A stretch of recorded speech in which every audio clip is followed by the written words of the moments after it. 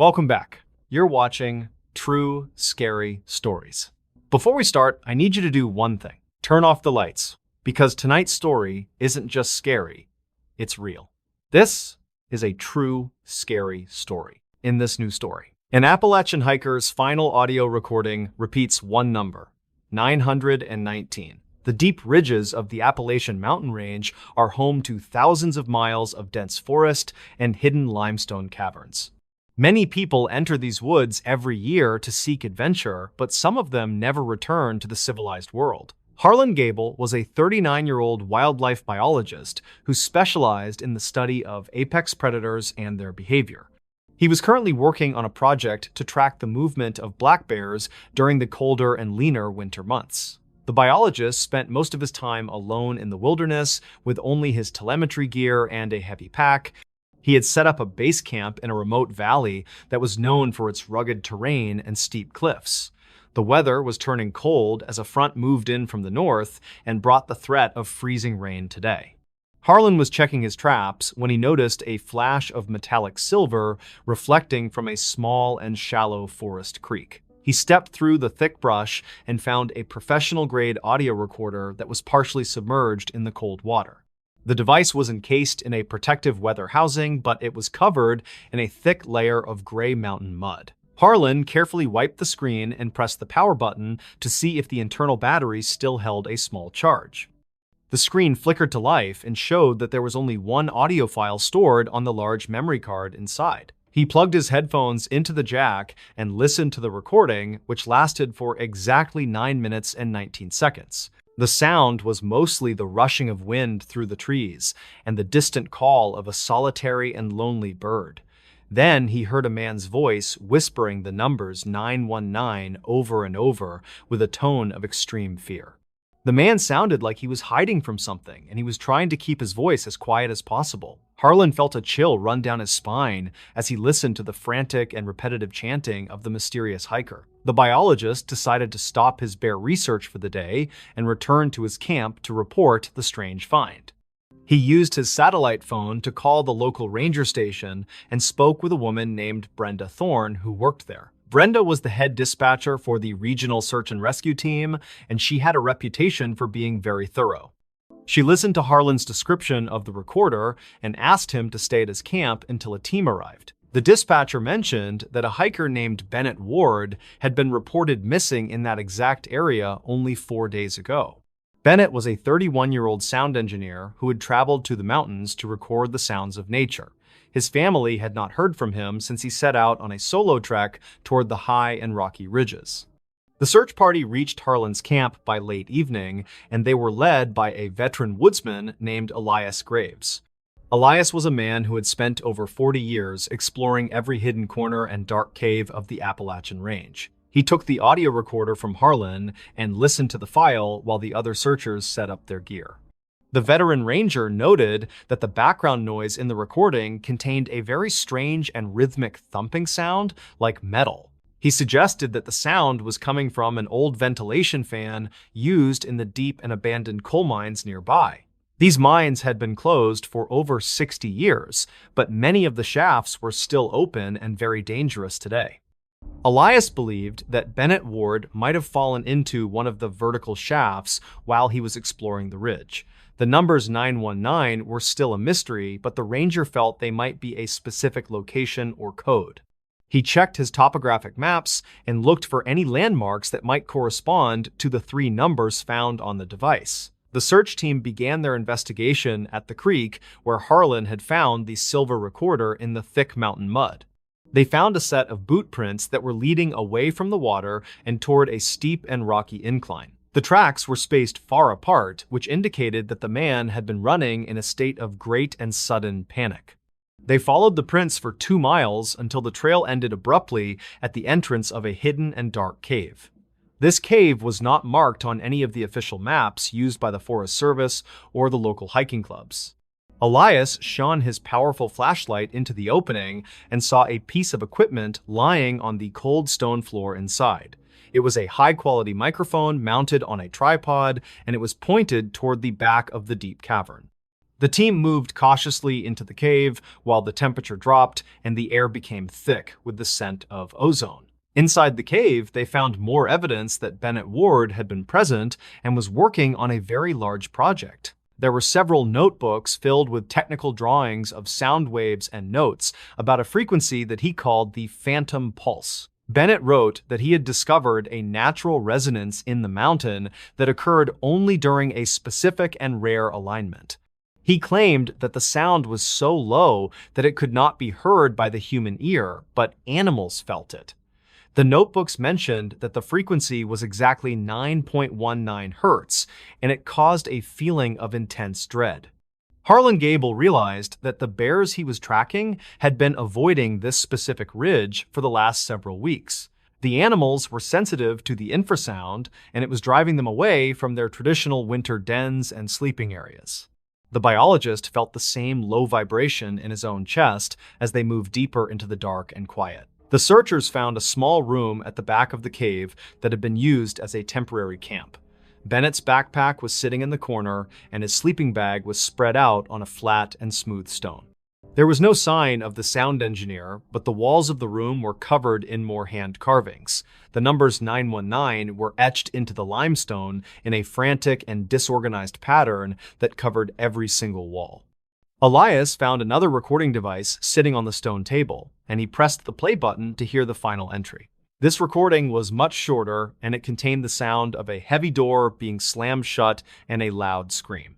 Then there was silence for several seconds before Bennett's voice came back on the line with a final and desperate message. He said that he had found the source of the 919, and it was not a natural sound. The man claimed that the mountain was acting as a giant speaker for something that was trapped deep within the earth. He whispered that the sound was actually a countdown, and it was reaching the final stage of its long and dark. The search team felt a sudden tremor in the ground, and the low hum became a deafening roar that shook stone. They scrambled to exit the cave as rocks began to fall from the ceiling and the air filled with dust. Elias and Harlan made it out just as the entrance collapsed under the weight of a massive and sudden rock slide. They stood in the cold mountain air and watched as the entire ridge seemed to settle into a new and permanent. The radio beacon that Harlan had heard earlier was now gone, and the silence of the woods returned to normal. They searched the debris for any sign of Bennett Ward, but they found nothing but broken stone and gray mountain mud. The investigation into the disappearance of the sound engineer continued for several months, but no body was ever recovered from site. The Forest Service officially closed the area to hikers and researchers due to the instability of the rocky and steep terrain. Harlan Gable returned to his bear study, but he could never shake the feeling that something was still watching him. He often thought about the recording and the terrified voice of a man who had heard the voice of mountain.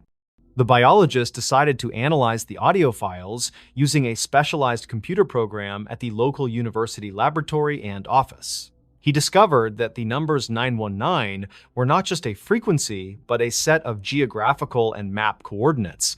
When he plotted the numbers on a grid, they formed a perfect circle around the ridge where the cave once stood.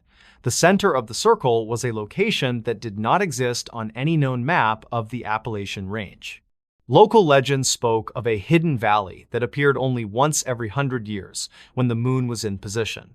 The old-timers in the town of Pine Creek claimed that the mountain had a heart that beat in rhythm.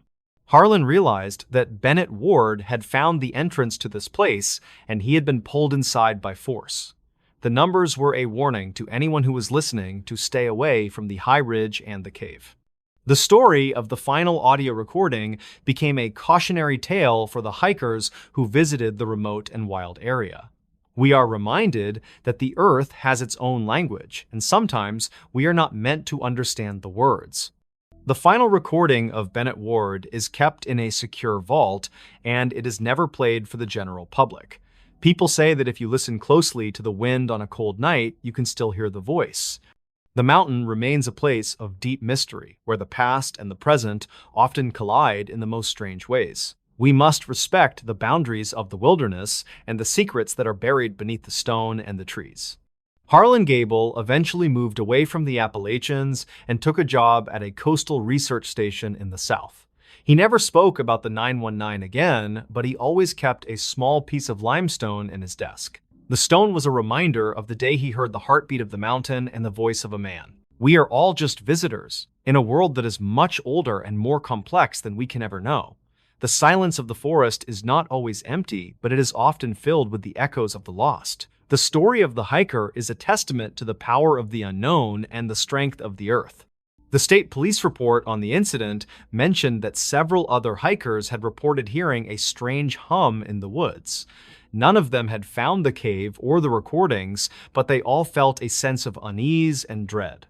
The case of Bennett Ward remains one of the most famous unsolved mysteries in the history of the Forest Service. His family still holds a vigil every year on the anniversary of his disappearance near the trailhead of the mountain. They hope that one day the mountain will give back what it has taken and reveal the truth of his fate. Until then, the ridge remains a silent monument to a man who listened too closely to the voice of the earth. The wind continues to blow through the trees, and the snow covers the ruins of the old and deep caves. We are left with only the numbers and the memory of a voice that whispered in the dark and cold. The mystery of the numbers 919 continues to haunt the people who live in the shadow of the peaks. Some say it was a message from another dimension, while others believe it was a glitch in the natural world. Whatever the truth may be, the legacy of the final recording will always be a part of the mountain lore. We look at the peaks and wonder what other secrets are waiting to be discovered by the curious and brave. The Appalachian Range is a vast and ancient landscape that has seen many things come and go in its time. We are just a small part of a much larger story that is being written by the earth itself every day. The silence is a gift that we should cherish, but we must also be aware of the sounds below. The story of the hiker is a reminder to always carry a light and to never wander too far away. Harlan worked with a sound technician named Silas Vance, who specialized in acoustic forensics to clean the audio file for study. Silas spent weeks cleaning the audio file to remove the wind noise and the sound of the rushing creek water today. He discovered that the voice in the recording was not just repeating the numbers, but was also singing a soft melody. The tune was an old mountain ballad that had been forgotten by most of the people living in the valley floor. The lyrics spoke of a man who was trapped in a world of stone and was waiting for the light. Silas found that the melody had a mathematical structure that matched the frequency of the 9.19 Hz signal. This discovery led them to believe that the mountain was not just a physical object, but a living and breathing entity. They presented their findings to the board of the Historical Society, but they were met with skepticism and many doubts. The researchers were told that their theories were too speculative and lacked the necessary scientific evidence to be taken as truth. Harlan was undeterred and continued to study the relationship between the sound and the behavior of the local wildlife in winter. He found that the birds in the area had changed their flight patterns to avoid the sonic shadow of the ridge. The biologist documented these changes in a series of detailed reports that he submitted to the National Park Service scientists. He hoped that his work would lead to a better understanding of the acoustic environment of the Appalachian mountain range today. The final audio recording of Bennett Ward was eventually digitized and added to a national archive of unidentified sounds and voices.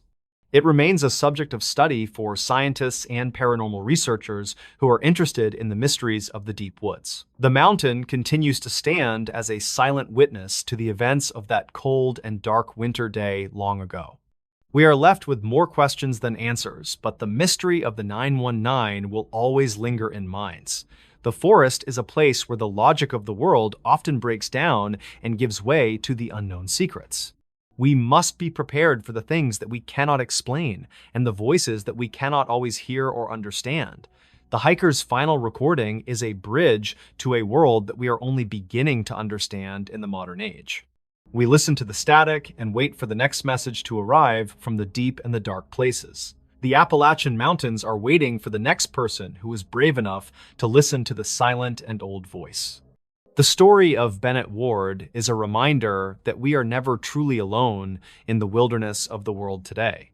We are part of a larger mystery that is being told by the rocks and the trees and the wind blowing in this new story. Every winter Appalachian hikers report the same 919 signal after dark. The cold mountain air in the southern Appalachian Range has a strange way of carrying sounds much further than normal. Local dispatchers in the small valley towns have learned to expect certain reports when the January blizzards begin to howl. Every winter, for the last 40 years, hikers have reported a mysterious radio signal that repeats the numbers 919. This transmission only appears after the sun goes down and the temperature drops below the freezing point on the high ridges. Technicians have tried to trace the source of the broadcast for decades, but the signal always vanishes before they arrive. Thatcher Reed was a 39-year-old telecommunications specialist who was hired to finally solve this long-standing mystery. He spent his career tracking ghost signals and interference for major cellular providers across the rugged eastern United States today. Thatcher arrived at the trailhead with a heavy pack filled with sensitive monitoring equipment and enough supplies for 3 days. He was a seasoned hiker who understood the dangers of the high peaks during the peak of the winter season. The specialist checked his thermal layers and adjusted the straps on his bag before stepping into the dark, frozen woods. He planned to set up a series of listening posts along the ridge where the signal was most frequent. The forest was eerily quiet as he hiked toward the summit of the peak known as the Devil's Backbone Trail. The morning sun was pale and provided very little warmth as Thatcher climbed higher into the thin and freezing air. He stopped every half mile to calibrate his receivers and check for any signs of early radio wave interference today. By 3 in the afternoon, the sky began to turn a bruised purple color as a massive storm moved in. Thatcher found a small clearing near an old rock outcropping and began to set up his primary monitoring station there. He hammered long copper rods into the frozen earth to serve as a ground for his high-frequency antenna array. The wind started to pick up speed, and the first few flakes of dry snow began to swirl around him. Thatcher pulled on his heavy gloves and watched the green line on his oscilloscope screen begin to dance and flicker. He knew that the specific atmospheric conditions required for the signal were finally starting to form in the upper atmosphere. The specialist crawled into his small alpine tent and prepared to spend the night listening to the sounds of mountain. He felt a strange sense of anticipation as he adjusted the volume on his primary receiver to listen for static. The white noise of the storm filled his headphones while the wind battered the thin fabric of his winter shelter. At exactly 9:19 in the evening, the static on the radio suddenly cleared and a voice began to speak. A man was repeating the numbers 919 over and over in a voice that sounded thin and very distant. Thatcher immediately checked his triangulation equipment and saw that the signal was coming from a ravine just below the ridge. He recorded the audio and noticed that the transmission was not coming from a digital source or a modern phone. The frequency was an old amplitude modulation band that had not been used for civilian communications since the 1950s. Thatcher grabbed his flashlight and stepped out into the blinding white wall of the storm to find the signal source. He struggled to keep his footing on the icy rocks as he descended into the dark hollow where the transmission originated. The green light of his handheld tracker pointed him toward a collapsed structure hidden beneath a thick layer of snow. He cleared away the ice and found a heavy wooden door that led into a small underground stone storage cellar. The signal grew stronger as he approached the door, and the voice became clearer in his cold and tired ears. He pulled the handle with all his strength, and the door creaked open to reveal a dark and empty space. The cellar was built from heavy river stones and was filled with the smell of damp earth and old rotted wood. Thatcher shone his bright light around the room and saw a rusted radio transmitter sitting on a small wooden table. The device was clearly an antique from the middle of the last century, but it was glowing with a pale light. He reached out to touch the dial, but his hand passed right through the metal as if it were smoke. The specialist felt a sudden drop in the temperature and saw his breath forming thick clouds in the stagnant air. He noticed a leather logbook sitting on the floor and picked it up to examine the yellowed and brittle pages. The last entry was dated January 14, 1944, and it ended with the 3 digits 919. Thatcher realized that the date matched the current night exactly, which sent a sharp chill down his tired, aching spine. He heard a sound behind him and turned to see a shadow standing in the corner of the small room. The shadow was shaped like a man wearing a heavy canvas coat and a hat from a different era altogether. The figure did not move or speak, but it pointed a gloved finger toward the back wall of the cellar. Thatcher moved closer to the wall and found a hidden compartment behind one of the large and heavy square stones. Inside the small space was a collection of handwritten letters and a photograph of a young woman named Clara Vance. The letters described a man named Elias who had been working as a secret radio operator during the Second War. He had been stationed in the mountains to monitor for enemy signals that might be crossing the Atlantic Ocean waves. One letter explained that Elias had been trapped in the cellar during a record blizzard and could not get out. He had used his radio to broadcast his coordinates, which were 9 degrees north and 19 degrees west of center. Thatcher realized that the signal was not a random set of numbers, but a desperate plea for a rescue. The specialist looked back at the corner of the room, but the shadow had vanished into the cold, dark air. He tucked the letters into his jacket and decided to head back to the safety of his mountain camp. The storm had reached a peak of intensity, and the wind was screaming through the trees like a wild animal. He struggled to climb back up the ridge while the radio in his pack continued to repeat the numbers. When Thatcher returned to the town the next morning, he went straight to the local historical society for some answers. He met with a woman who had lived in the valley her entire life and knew the mountain legends. He showed her the letters and the photograph of the woman named Clara from the old stone root cellar. The woman gasps and tells him that Elias Vance was her grandfather who had disappeared during the Great Winter Storm. She explained that the family had searched for him for years, but they never found a single trace of him. The authorities had eventually declared him dead, and the story of the missing radio operator became a local ghost legend. Thatcher realized that the signal he heard was a recording of the final moments of the life of Elias Vance. The specialist felt a heavy weight in his chest as he handed the letters over to the rightful family heirs. He told them about the cellar and the coordinates that had been repeating on the radio for 40 long years. The family was finally able to find the remains of Elias and give him a proper burial in the valley. The mysterious signal that had haunted the mountain for decades finally stopped appearing after the burial was completed that year. Thatcher Reed decided to leave the telecommunications business and move to a small farm on the edge of the forest. He often looks up at the ridges during the winter and wonders if other voices are still waiting for help. The specialist knows that the mountains have a memory that is longer and deeper than any modern technology can explain. He still keeps the logbook from the cellar on his shelf as a reminder of the night he met time. The people in the valley no longer report the 919 signal when the January snow begins to fall. They say the mountain is finally quiet because the man who was lost has finally found his way back home. The ruins of the stone cellar are now overgrown with moss and have been reclaimed by the deep Appalachian woods. Hikers still pass by the site, but they never hear the crackle of the old radio waves in the wind. The story serves as a reminder that some secrets are meant to stay hidden until the right person arrives there. We are all just temporary travelers in a land that remembers everything that has ever happened in the cold dark. The silence of the winter woods is now peaceful, and the legend of the signal has faded into the mist.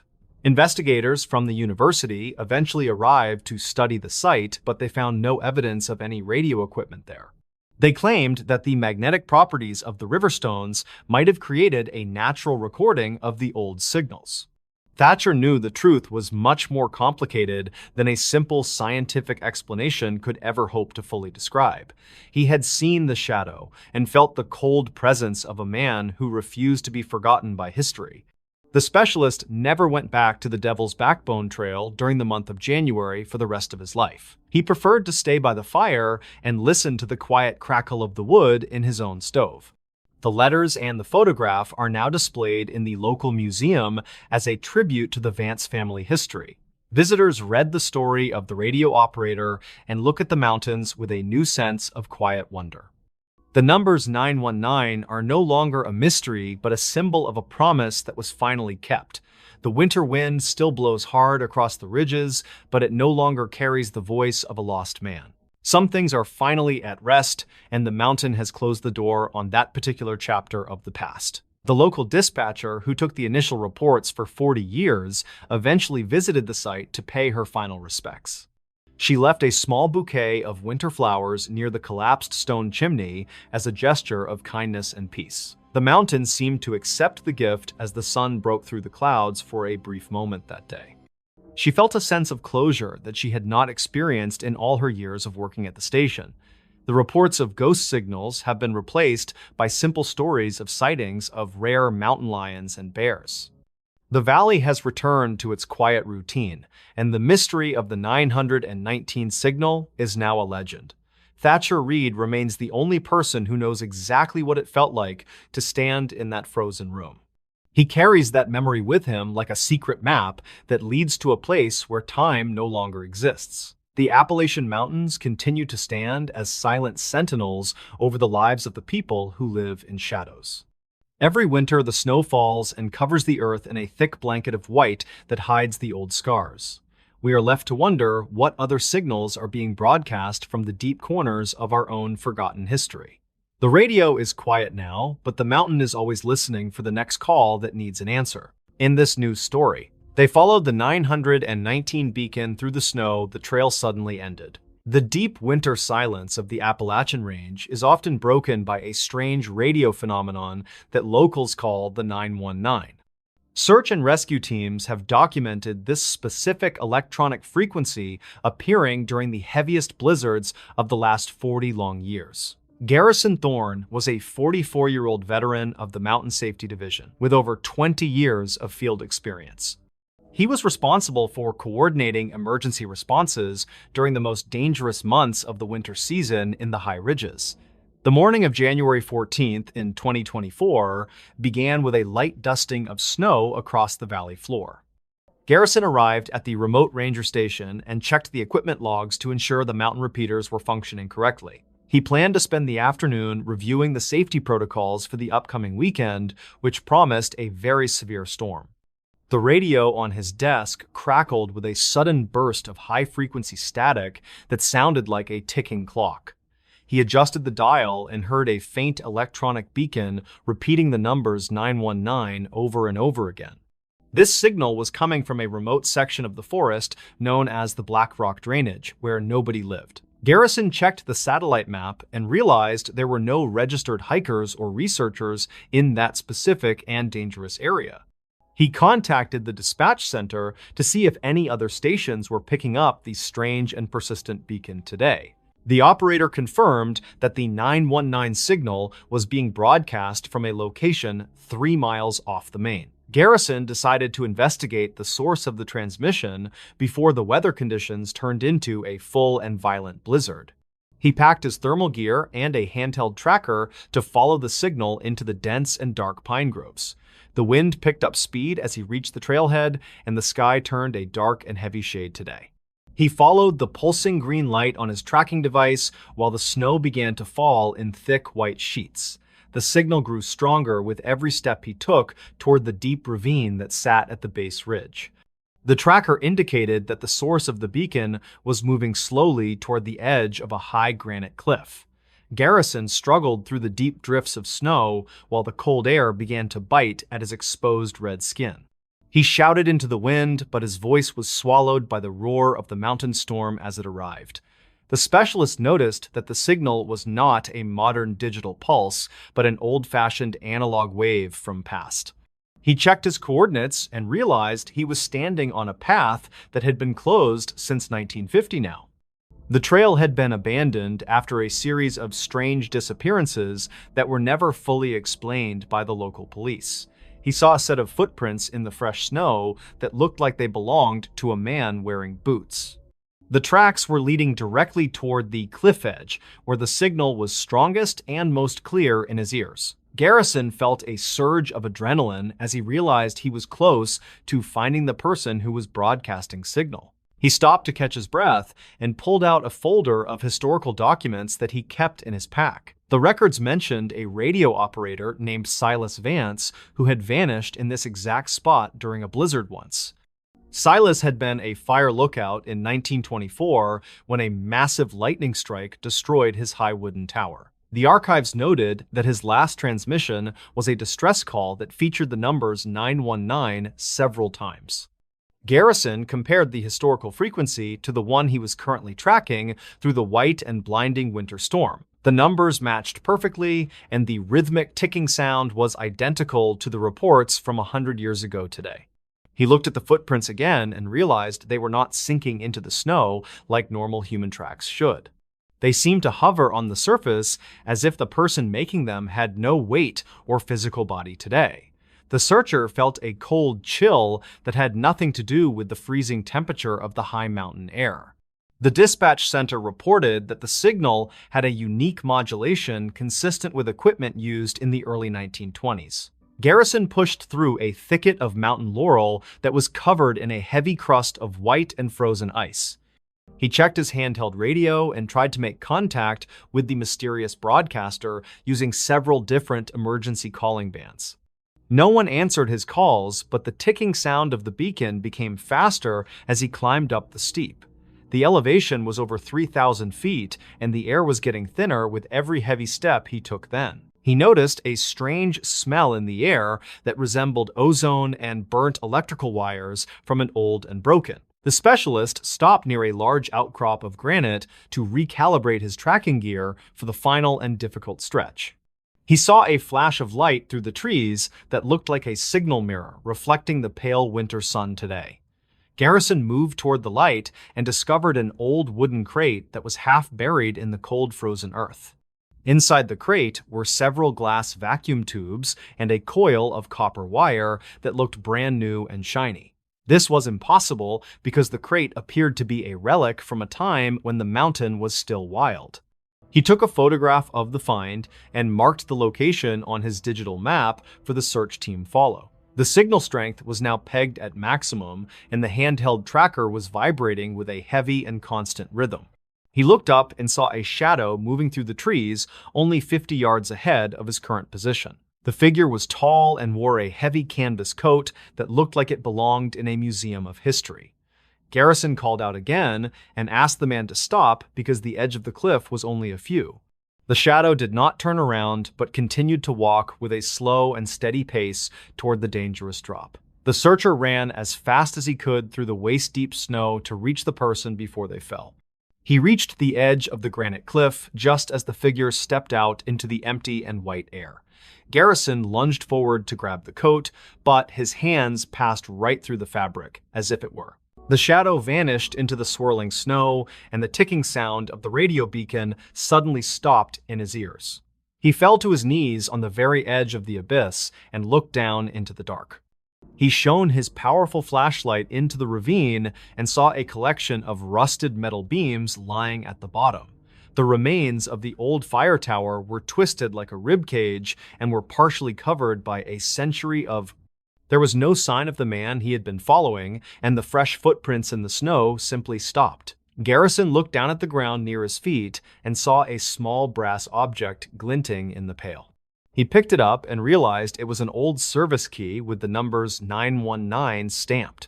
The key was warm to the touch despite sitting in the freezing snow for what should have been many years. He realized that the signal he had followed was a ghost of a man who died 100 years ago. The mountain had acted as a recording device that captured the final moments of a tragedy in the winter storm. The specialist sat on the rocks for a long time while the blizzard began to fade into a quiet. He felt a deep sense of peace, as if he had helped someone finish a journey they started long ago. Garrison carefully placed the brass key in his pocket and started the long hike back down the mountain to station. He reached the trailhead as the sun began to set over the valley and the first stars appeared in. The dispatch center asked for a report, but he simply told them that the signal had been found and silenced. He never mentioned the shadow or the tracks that hovered on the surface of the fresh and white winter. The news of the 919 beacon spread through the small town, and people began to talk about Silas. The historian confirmed that the brass key was an exact match for the lock on the old fire lookout. Silas Vance was finally given a memorial service in the local church a century after he had vanished in storm. Garrison Thorne attended the ceremony and left the brass key on the altar as a gift for the lost. The numbers 919 were never heard on the mountain again, and the radio frequencies remained silent and clear. The searcher retired from his post at the ranger station and moved to a quiet cabin in the lower. He often looks up at the high ridges during the winter and remembers the night he followed the ghost. The Appalachian Mountains continue to stand as a wall between the worlds of the living and the long dead. We are reminded that some stories take 100 years to find a person who is willing to listen. The story of the 919 beacon is a reminder that we are never truly alone in. The mountain holds on to its memories, and sometimes it chooses to share them with the people who walk the path. The forensic technicians at the state laboratory were fascinated by the audio recording Garrison had captured on his digital device. They discovered that the frequency had a spectral signature that was inconsistent with any modern electrical or digital communication tool.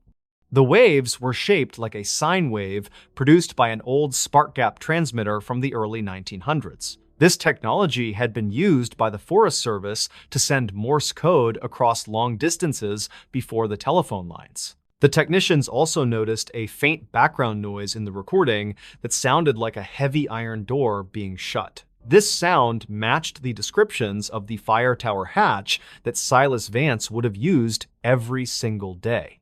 Garrison spent several hours at the library researching the specific atmospheric conditions that were present on the night of disappearance. He discovered that a massive solar flare had occurred in 1924, just as the blizzard hit the mountain. This flare would have charged the atmosphere with an incredible amount of electromagnetic energy that could interfere with many. The specialist realized that these same conditions were present on the night he followed the signal through the deep snow. It was as if the universe had created a bridge between 2 points in time that were a century apart. He consulted with an old geologist who explained that the granite on the ridge contained high levels of quartz crystals. These crystals are known for their ability to store and release electrical energy when they are subjected to extreme pressure. The weight of the heavy snow and the force of the wind had activated the natural recording in stone. Garrison felt a sense of awe as he realized the entire mountain was a giant and ancient hard drive today. He returned to the Black Rock drainage with a team of surveyors to map the exact location of tower. They found several more artifacts buried under the layers of leaf litter and frozen soil near the base of. A leather satchel containing a logbook was recovered from a hollow log that had been protected from the moisture then. The pages were brittle, but the writing was still legible and told the story of a man who was. Silas had written that he knew he would not survive the night, but he wanted to leave a trail. He had carved the numbers 919 into the rocks as he made his way toward the cliff edge. The logbook explained that 919 was a code for the fire department in his hometown of Pine. It was his way of saying goodbye to his family and his wife who was waiting for him home. Garrison felt a tear in his eye as he read the final words of a man who died alone. The search and rescue team voted to name the ridge after Silas to ensure his name was never forgotten. A new marker was placed at the trailhead that tells the story of the radio operator and his beacon today. Hikers often stop to leave a small stone or a flower at the base of the wooden signpost. The 919 signal is now a part of the local folklore that is passed down to children. Garrison Thorne still keeps a photograph of the brass key on his desk at home as a reminder of, he knows that the mountain is always watching and it never truly forgets the people who walk upon it. The story serves as a reminder that we should always pay attention to the small and strange things in life. Sometimes a bit of static on the radio is more than just interference from a distant and broken power source. It can be a voice from the past that is trying to tell us something important about our own history. We must be willing to follow the signal even when it leads us off the marked and safe trails. The Appalachian Mountains are a place of deep mystery and beauty that will continue to inspire us for generations. We are all just temporary travelers in a landscape that has been here since the beginning of the world. The silence of the winter woods is now a peaceful and quiet place where the ghosts can rest easy. We listen for the radio signals, but we also listen for the heartbeat of the mountain itself in the The story of the 919 beacon is finally over, but the legend will live on in the Garrison often wakes up in the middle of the night and thinks he can hear the ticking of the clock. He knows that the forest has a way of returning what it has taken when the time is right. The mystery of the numbers 919 remains a topic of conversation for the hikers who visit the trail today. Some believe it was a warning from the past, while others think it was a plea for a rescue. The records of the Lookout accident are now kept in a secure vault at the County Historical Society office. Visitors can see the photograph of the tower, but the man in the door is now strangely faded away. The image seems to be disappearing from the paper as the years go by since the searcher went missing. It serves as a reminder that the mountains have a way of balancing the books when it comes to time. We are only temporary visitors in a landscape that has been here for millions of years of shifting ice. The silence of the mountain is the only answer we will ever receive from the deep and dark. In this news story, a distress call marked 919 led rescuers off the trail, then the radio cut out. The emergency dispatch center in a quiet mountain county received a call that defied every law of modern physics today. It was a cold Tuesday evening in January when the first heavy blizzard of the season slammed into the ridges. Dispatch logs recorded a man claiming he was trapped inside a stone cellar while the freezing wind howled outside then. The caller identified himself as a surveyor named Everett Vance, who was working near the boundary of the national forest. He sounded calm at first, but his voice became increasingly frantic as he described the rising snow against the door. The operator noted that the signal was strangely clear despite the remote location where cell towers were completely non-existent. For exactly 4 minutes and 20 seconds, the man pleaded for someone to help him before the line cut out. 36-year-old land surveyor Everett Vance set out that morning to mark property lines for a local estate. He was a seasoned outdoorsman who grew up navigating the dense thickets and steep ridges of the southern Appalachian Range. Everett told his wife he would be back by 5 because a massive cold front was moving in quickly now. He carried a heavy pack with thermal gear and a satellite phone since communication was difficult in the deep hollows. The morning air was crisp and clear when he parked his truck at the end of a winding road. He spent several hours hammering iron stakes into the frozen earth while the sun hung low and pale today. The surveyor was focused on his task because the property lines had been disputed for more than 50 long years. He checked his topographic maps and carefully recorded the elevation changes as he moved through the thick groves of pine. By noon, the clouds moved in quickly, and the first few flakes of snow began to dance through the trees. Everett realized the storm was arriving much earlier than the local weather reports had predicted on the radio that morning. He packed his expensive tools into his heavy bag and started the 3-mile trek back toward his parked truck. The wind picked up speed, and soon the forest was transformed into a blinding white wall of swirling winter ice. He struggled to find the orange ribbons he had tied to the low branches because the visibility dropped to 0. Everett felt a sharp pinch of panic when he realized he had stepped off the main trail into an unknown ravine. He checked his handheld GPS, but the device flickered and died after the extreme cold drained the battery in minutes. The surveyor decided to find shelter under a rock overhang to wait out the worst of the conditions that afternoon.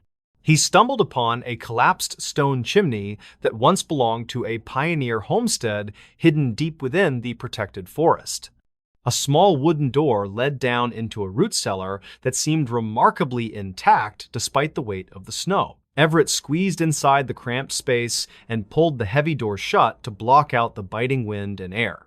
He tried to use his satellite phone to call for help, but the signal was blocked by the thick walls. The man felt around in the dark and found a small shelf where a few rusted metal cans still sat.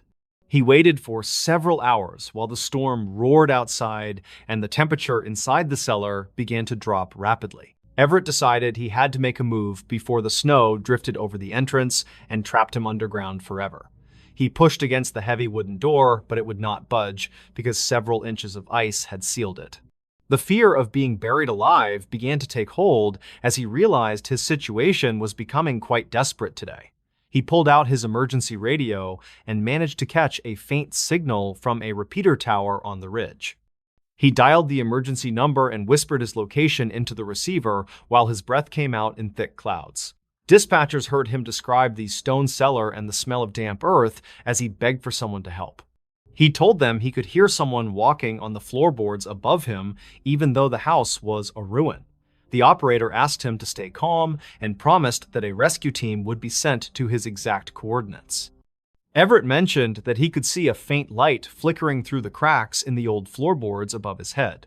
The call ended with a loud burst of static that sounded like a heavy iron door slamming shut in distance. Search and rescue teams gathered at the trailhead the following morning after the storm finally broke and the sun appeared. They found the truck belonging to Everett covered in 2 feet of fresh snow, but there were no tracks nearby. A team of 12 volunteers spread out across the ridge and searched for any sign of the missing land surveyor. They tracked the signal from his last emergency call to a specific coordinate deep in a remote and wooded drainage. The rescuers reached the spot and found the ruins of an old homestead just as Everett had described yesterday. They saw the stone chimney standing tall among the trees and located the wooden door to the underground root cellar. 4 men worked together to shovel away the thick crust of ice that had formed over the heavy oak planks. They pried the door open and shone their flashlights into the dark hole to look for any sign of him. The cellar was completely empty except for a few rusted cans and a layer of dust that was not disturbed. There were no footprints in the dirt floor and no signs that anyone had been inside the room for decades. The searchers were confused because the 919 call had been traced directly to this exact set of geographic coordinates. They checked the surrounding area for any other structures, but the homestead was the only building for several miles around. The dust on the shelves was thick and gray, and the metal cans were rusted through from years of moisture. One of the rescuers noticed a strange smell in the air that resembled burnt wood and old pipe tobacco smoke. They searched the forest for another 5 hours, but found no sign of the man or his heavy surveyor pack. The mystery deepened when the dispatch logs were reviewed, and the technicians noticed a strange anomaly in the audio file. A local historian named Silas Thorne joined the investigation after hearing about the strange disappearance on the evening news report. He spent hours digging through the county archives and found a collection of old photographs from the year 1924. One image showed a young man named Elias Vance standing in front of the very same stone cellar they searched. Elias was a distant relative of Everett who had vanished in a blizzard exactly 100 years before this search. Family records indicated that Elias had been working as a timber cruiser when a sudden winter storm trapped him alone. The historical documents noted that Elias was never found despite an extensive search by the local community during that winter.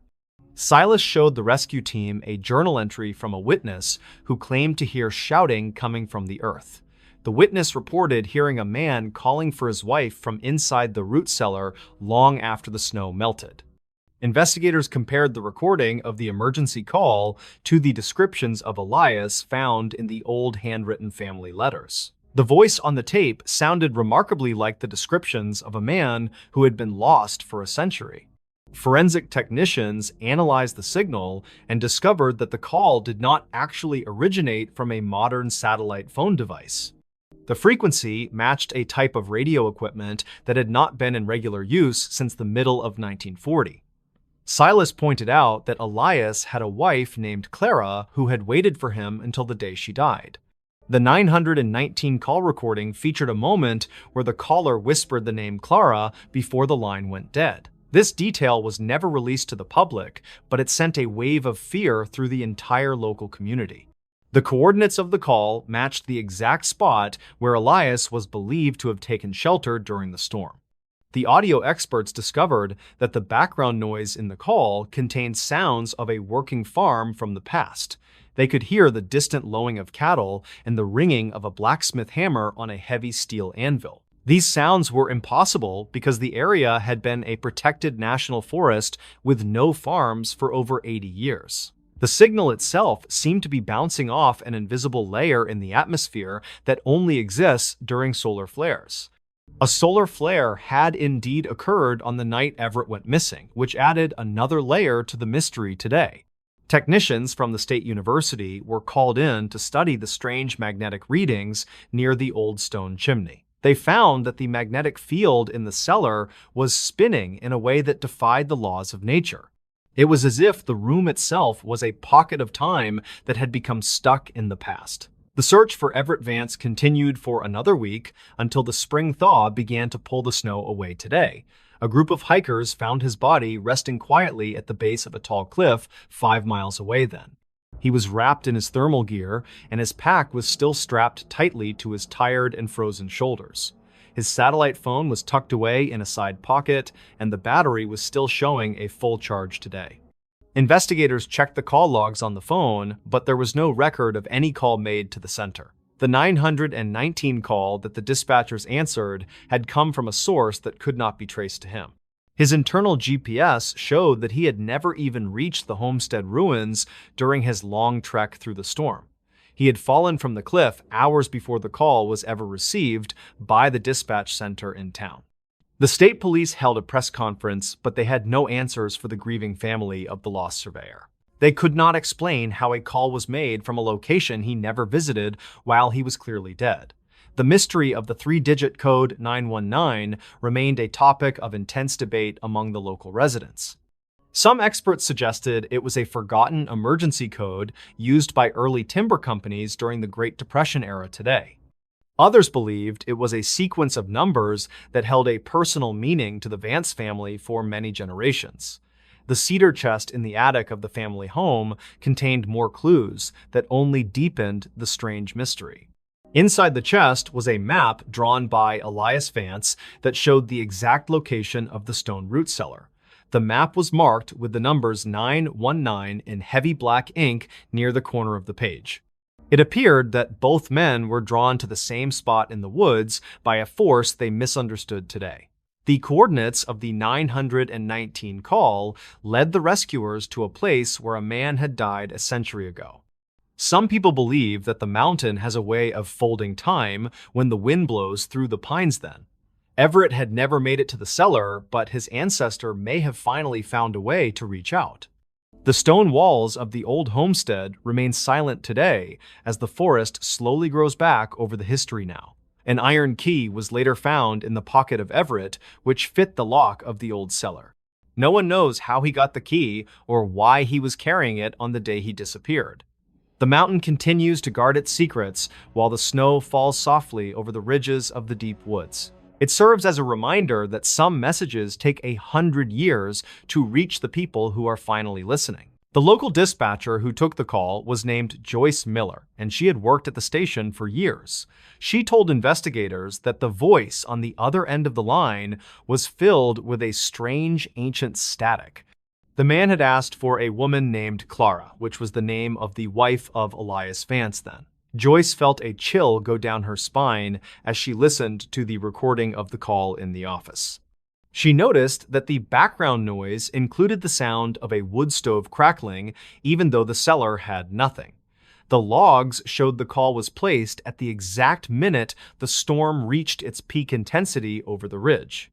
Searchers returned to the stone cellar one last time to look for any hidden compartments or tunnels beneath the floor. They found nothing but the cold, damp earth and the heavy smell of mineral deposits that had formed over years. One volunteer found a small iron key buried under a pile of rotted leaves near the entrance of the cellar. The key matched a lock on an old cedar chest that had been passed down through the Vance family tree. Inside the chest was a letter written by Clara Vance expressing her hope that her husband would one day return. The letter was dated exactly 1 week after the blizzard of 1924 had devastated the small mountain town. Locals still talk about the night the radio waves crossed through time and brought a message from the deep snow. Some say the energy of the storm was enough to open a window between the past and the present day. Others believe that the bond of the family was so strong it could reach across a century of winter ice. The state police officially closed the case and cited accidental exposure as the cause of the tragic death of Everett. They could not explain how the emergency call was placed or why the coordinates led directly to the old ruins. The audio files of the 919 call were eventually moved to a secure archive where they remain locked away now. A few technicians who heard the full recording claim that a second voice can be heard whispering in the end. The second voice sounds like a woman welcoming a traveler home after a very long and cold journey through woods. The stone chimney still stands as a lonely monument to the secrets that the Appalachian Mountains keep hidden from world. Hikers are warned to stay on the marked trails and to keep their radios off during the heavy winter storms. The mountain does not always give back what it takes, and sometimes the past finds a way to call help. We are left to wonder how many other voices are waiting in the silence of the high mountain ridges today. The story of Everett Vance and his ancestor Elias remains a haunting reminder of the things we cannot ever explain. The radio waves have faded into the wind, but the stone cellar still waits for the next heavy winter snow. In this new story, 3 winter hikers disappeared after reaching mile marker 919. National Park Archives contains several entries regarding high-altitude disappearances that seem to defy every known law of mountain survival. Search and rescue veterans often talk about the psychological pressure that extreme cold exerts on the human mind during long winters. 29-year-old Elias Vance was a seasoned wilderness guide who specialized in leading small groups through the Cascades. He had been hired to lead 2 experienced climbers named Silas Thorne and Garrett Blackwood on a standard expedition. Their goal for the day was to reach a remote peak before a predicted storm moved in from the northern coast. They started their journey early in the morning while the air was still frozen and the sky was a pale gray. The trail was mostly empty except for the sound of their heavy boots crunching against the layers of fresh white snow. They reached the lower ridge by 10 in the morning and noted that the weather was holding remarkably well for January.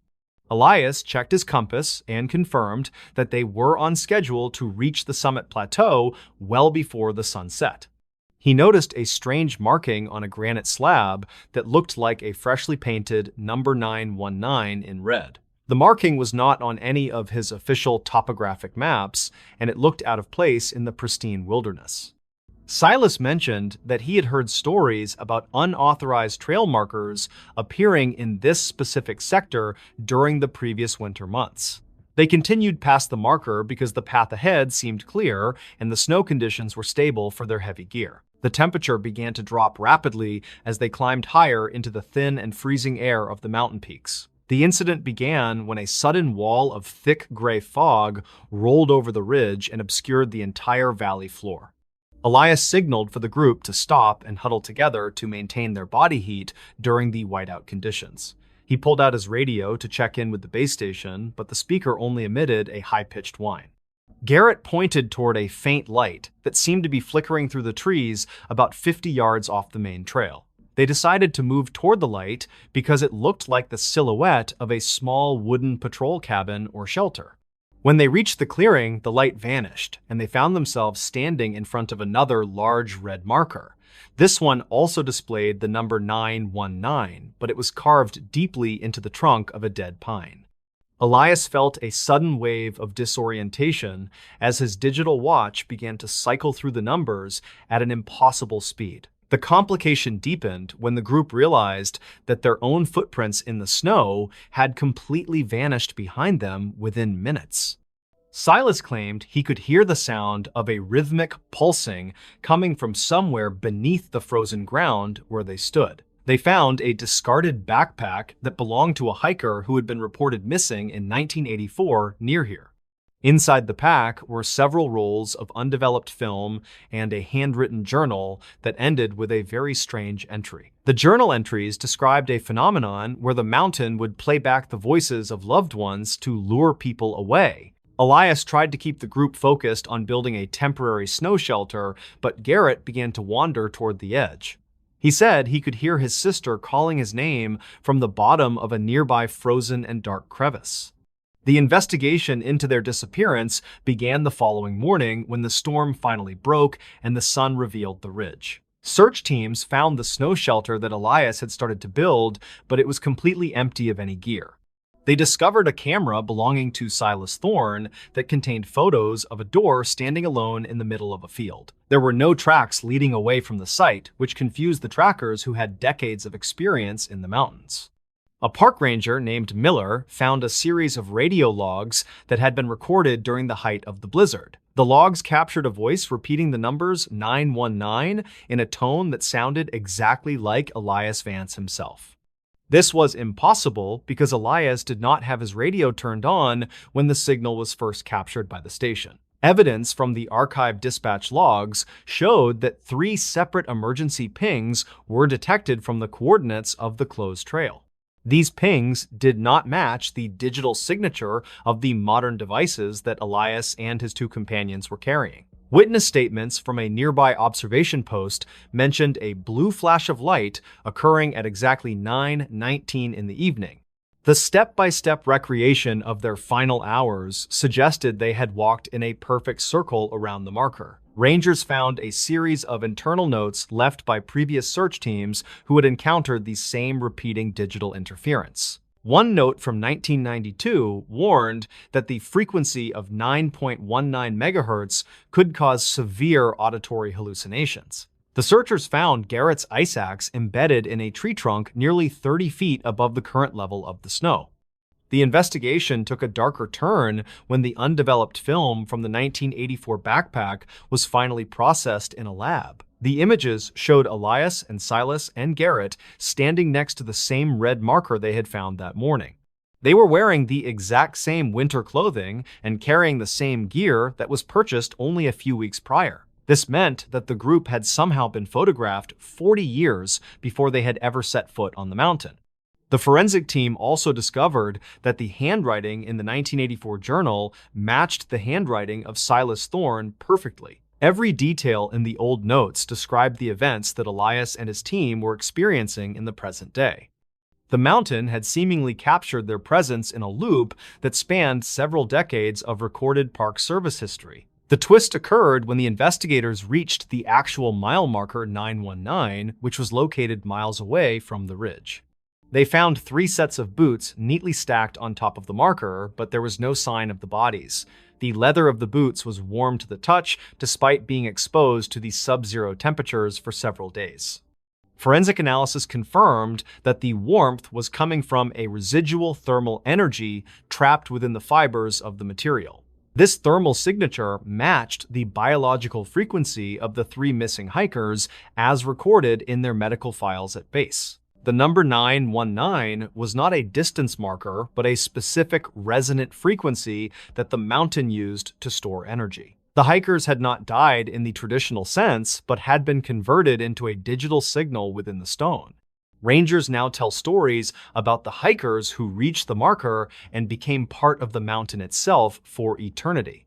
They warn everyone to stay on the path and never follow a signal that does not have an official source. Elias and his companions are still listed as missing persons, but their names are whispered whenever the winter wind begins. Silence is the only thing that remains in the valley, where the numbers are carved into the ancient and cold rock. The mountain is a place of beauty, but it is also a place where the logic of man often fails. If you see the red numbers in the snow, you should turn around and walk back toward the light immediately. Never follow a signal that asks you to leave the safety of the world you know and understand so well. The 3 winter hikers are now just another legend for those who dare to climb the high and lonely peaks. Winter has a way of hiding the truth under layers of ice, and the secrets of the mountain stay hidden. Keep your eyes on the trail and your ears closed to the voices that call from the deep white silence. Stay safe and remember that the wilderness does not always play by the rules that we have written for it. This is the story of the 919 and the men who followed the signal into the dark forest. Every year, the snow falls and covers the place where they were last seen by the light of the moon. Don't be the next person to leave your boots on a marker that belongs to the mountain and the wind. The Cascades are waiting for the next storm to bring the signal back to the ears of the lonely and curious. Listen to the wind, but do not answer the call when it sounds like a voice you once knew and loved. Keep moving forward and never look back at the shadows that dance between the trees in the winter night air. Silence is a gift that you should cherish when the temperature drops and the stars begin to shine bright and cold. The hikers are gone, but the marker 919 is still out there waiting for the next group to arrive. Stay grounded and stay on the path that leads back to the world of the living and the warm fire. The mountain is patient, and it has all the time in the world to wait for the next hiker to stray. This is why the rangers say to never follow a signal in the winter, regardless of the circumstances or the voices. Following a voice into the white is a choice that you can only make once in your entire life on Earth. Elias Vance and his friends made that choice, and now they are part of the mountain's long and cold history books. The mystery remains unsolved, and the signal continues to pulse in the air when the storms are at their most violent. Be careful where you step and what you choose to believe when the world turns into a place of shadows. The mountains are older than our stories, and they will be here long after we are all gone into thee. Stay on the trail and keep your radio quiet when the 919 begins to play its haunting song. This is the end of the journey for those who listen too long to the mountain's cold and lonely call. In this new story, something answered when rescuers called the 919 number back. Emergency communication logs from the High Sierra regions often contain entries regarding signals that bypass modern digital encryption protocols. These events typically occur during the deepest winter months when the atmosphere is thick with ice crystals and electromagnetic static. 27-year-old telecommunications specialist Soren Vance worked as a systems analyst for the Regional Emergency Response Center. His job involved monitoring the relay towers that maintained a vital connection between isolated mountain outposts and the main station. In early February of 2022, he noticed a persistent alert flashing on his monitoring station during the graveyard shift. The notification system indicated a Priority 1 emergency broadcast originated from a sector that had no active towers or equipment. Soren checked the digital diagnostic panel several times, but the incoming signal remained steady and showed zero packet loss. The source location was identified as a remote ridge known as Ghost Pass, where no infrastructure had existed since the 80s. He put on his headset and adjusted the volume to hear the raw audio feed coming from the silent mountain sector. A faint, rhythmic, pulsing sound began to leak through the encrypted channel, usually reserved for federal law enforcement search teams. Soren used his specialized signal tracer to isolate the noise, but the frequency shifted every few seconds with perfect mathematical precision. It was a synthesized digital voice that repeated the numbers 919 over and over in a flat, hollow tone. He checked the active deployment map because there were no authorized teams working in that specific area on that night. The voice did not sound like any dispatcher or field agent he had ever encountered during his 3 years of service. He continued to monitor the transmission while the repeating signal began to feel like a physical pressure inside his head. Soren decided to record the audio and cross-reference it with the historical archives stored in the secure facility vault. He reached the digital storage vault and began searching for any mention of the 919 emergency resonance frequency. The data indicated that a similar signal had been recorded during a massive blizzard in 1974 near Ghost Pass. Records from that era described a technician named Silas Thorne who had disappeared while investigating a mysterious radio interference pattern. Silas had been sent to the pass to repair a damaged copper line that connected a remote fire lookout tower. The archived notes mentioned that the radio signal started as a faint whisper before it eventually became loud enough to scream. Soren looked at the last transcript, which simply stated that the technician was going to follow the signal to its source. He felt a sudden chill as he realized the signal he was hearing today was identical to the 1974 recording. He contacted the lead dispatcher to report the anomaly and the strange historical connection he had uncovered in the archives. The dispatcher responded with static at first, but then the 919 signal cut through the transmission with terrifying clarity. Soren was ordered to remain at his station while a field unit was sent to investigate the remote mountain ridge. He watched the real-time tracking data as the emergency vehicle moved toward the trailhead leading up to Ghost Pass. The headlights of the truck were visible on the remote camera feed until the thick fog swallowed the entire valley floor. He stepped away from his desk to grab a cup of coffee, but a loud sound stopped him in his tracks. The radio in the break room began to play the same pulsing tone that he had been monitoring for hours. He realized the signal was no longer coming from the mountain, but was now broadcasting from inside the secure facility. The synthesized voice began to change and started to say his name between the repetitions of the numbers 919. He followed the sound toward the server room and found that every cooling fan in the racks had stopped spinning. The temperature in the room had dropped to nearly freezing despite the heavy insulation and the lack of external air vents. He opened the main diagnostic terminal and saw a series of symbols scrolling across the screen in bright green text. The numbers 919 were etched into the digital interface so deeply that the pixels began to burn and smoke. Soren reached out to touch the screen, but a massive static discharge knocked him backward onto the cold concrete floor. He looked up and saw a figure standing in the shadows of the server racks wearing a vintage park parka. The person was holding a handheld radio that was emitting a steady blue glow in the middle of the darkness. He recognized the man from the file photo of Silas Thorne, who had been missing for over 40 years now. The investigation into the facility-wide power failure began the following morning when the sunrise finally hit the mountain peaks. Search teams found the emergency vehicle abandoned at the trailhead with the engine still running and the doors wide open. They discovered a portable radio belonging to the field unit that was transmitting on the 9.19 MHz band. The device was found sitting on top of a stone marker that was not listed on any official trail map. There were no signs of a struggle and no footprints in the fresh snow to suggest where the officer had gone. A park supervisor named Miller found a series of handwritten notes stuffed into the glove box of the abandoned truck. The handwriting matched the notes left by Silas Thorne in 1974 with terrifying accuracy and level of detail. Soren Vance was found inside the server room in a state of deep shock and suffering from extreme hypothermia. He told investigators about the figure he saw in the shadows and the blue light that came from the ancient. Forensic experts examined the server logs and found that a signal had originated from deep inside the solid granite walls. This frequency was measured at exactly 9.19 MHz, which is a band not utilized by any transmitter. Park staff now maintain a constant watch on that specific frequency during the winter months to prevent further loss of. They tell newcomers that the mountain has a way of recording the past and playing it back during the storms. Most people think it is just a technical glitch caused by the high altitude and the intense winter static. Soren never returned to his job at the communication center and moved to a city far from the mountains. He still keeps a small battery-powered radio in his house, but he never turns it on during winter nights.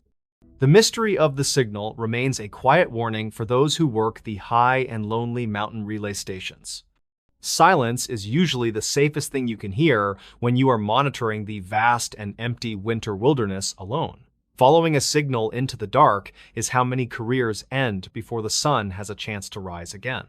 The mountains do not have a voice of their own, so they must borrow one from the people living there. Safety is found in the networks that are mapped and the signals that we can actually verify and understand clearly.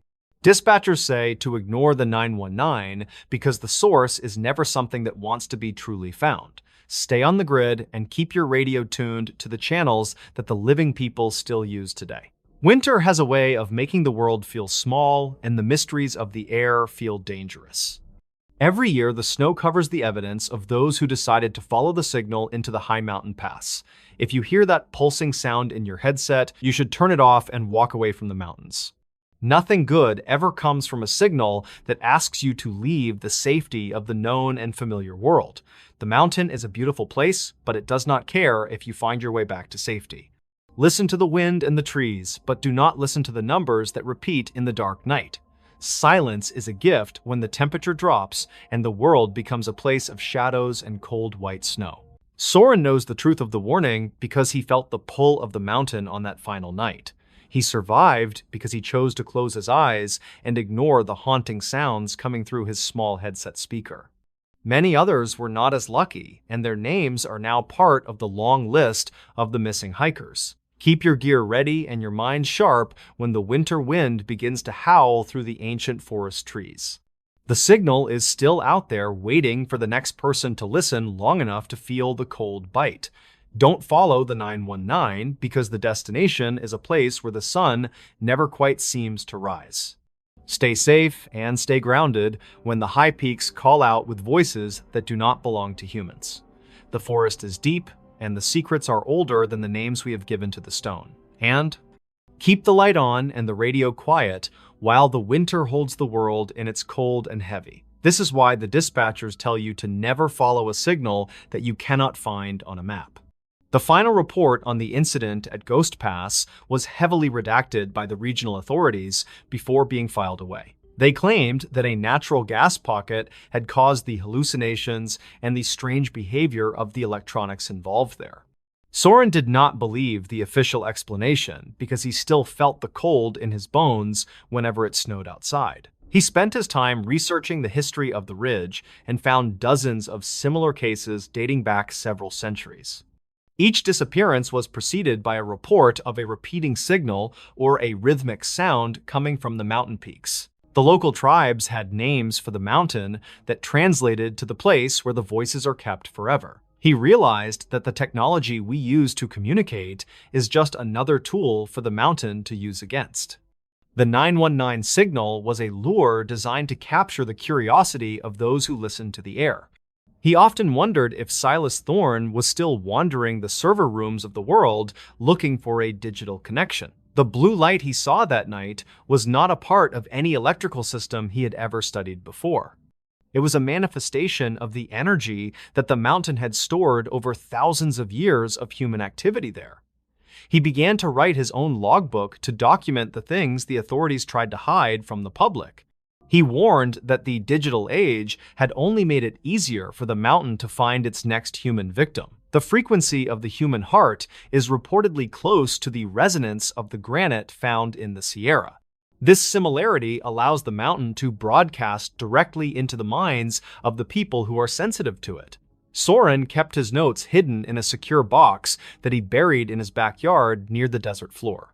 He hoped that someone would find them before they also heard the pulsing sound of the 919 call. The record shows that the signal appeared again in 2024 during a record-breaking ice storm in Nevada.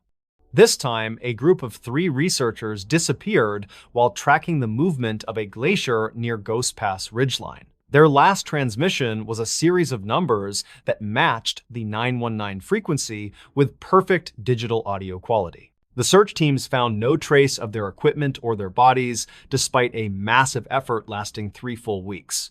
The Park Service has since placed a permanent ban on any electronic devices within 5 miles of the pass. They claim it is to protect the delicate ecosystem, but the rangers know the real reason for the strict order. They have seen the blue lights flickering on the ridge when the moon is full and the air is. They have heard the voices of their former colleagues calling out from the static of their handheld radios at night. Silence is the only defense against an enemy that uses your own voice and your own technology to find you. The mountain is patient, and it will wait for the next generation of technicians to forget the old winter stories. It will wait for the next winter when the air is still and the signals can travel without any interference. Soren Vance lived the rest of his life in the desert, where the ground was sand and the sun. He never looked at a mountain again without feeling the weight of the 919 in his very soul. He knew that some calls should never be answered, regardless of how clearly they are heard by the dispatchers. The truth is buried under the ice and the static and the redacted files of the National Park Service. Stay away from the sector known as Ghost Pass and keep your radio tuned to the truth of nature. This is the story of the call that was not on any network but was heard by the living. In this new story, a frozen campsite in the Appalachians was found abandoned. 919 was carved into a tree. The winter wind howled through the skeletal trees of the Appalachian Mountains as the search party reached the high ridge. They had been looking for a missing man for 3 days before they finally stumbled upon his remote wilderness campsite. Leland Vance was a 42-year-old forestry consultant who had disappeared during a sudden and violent January blizzard.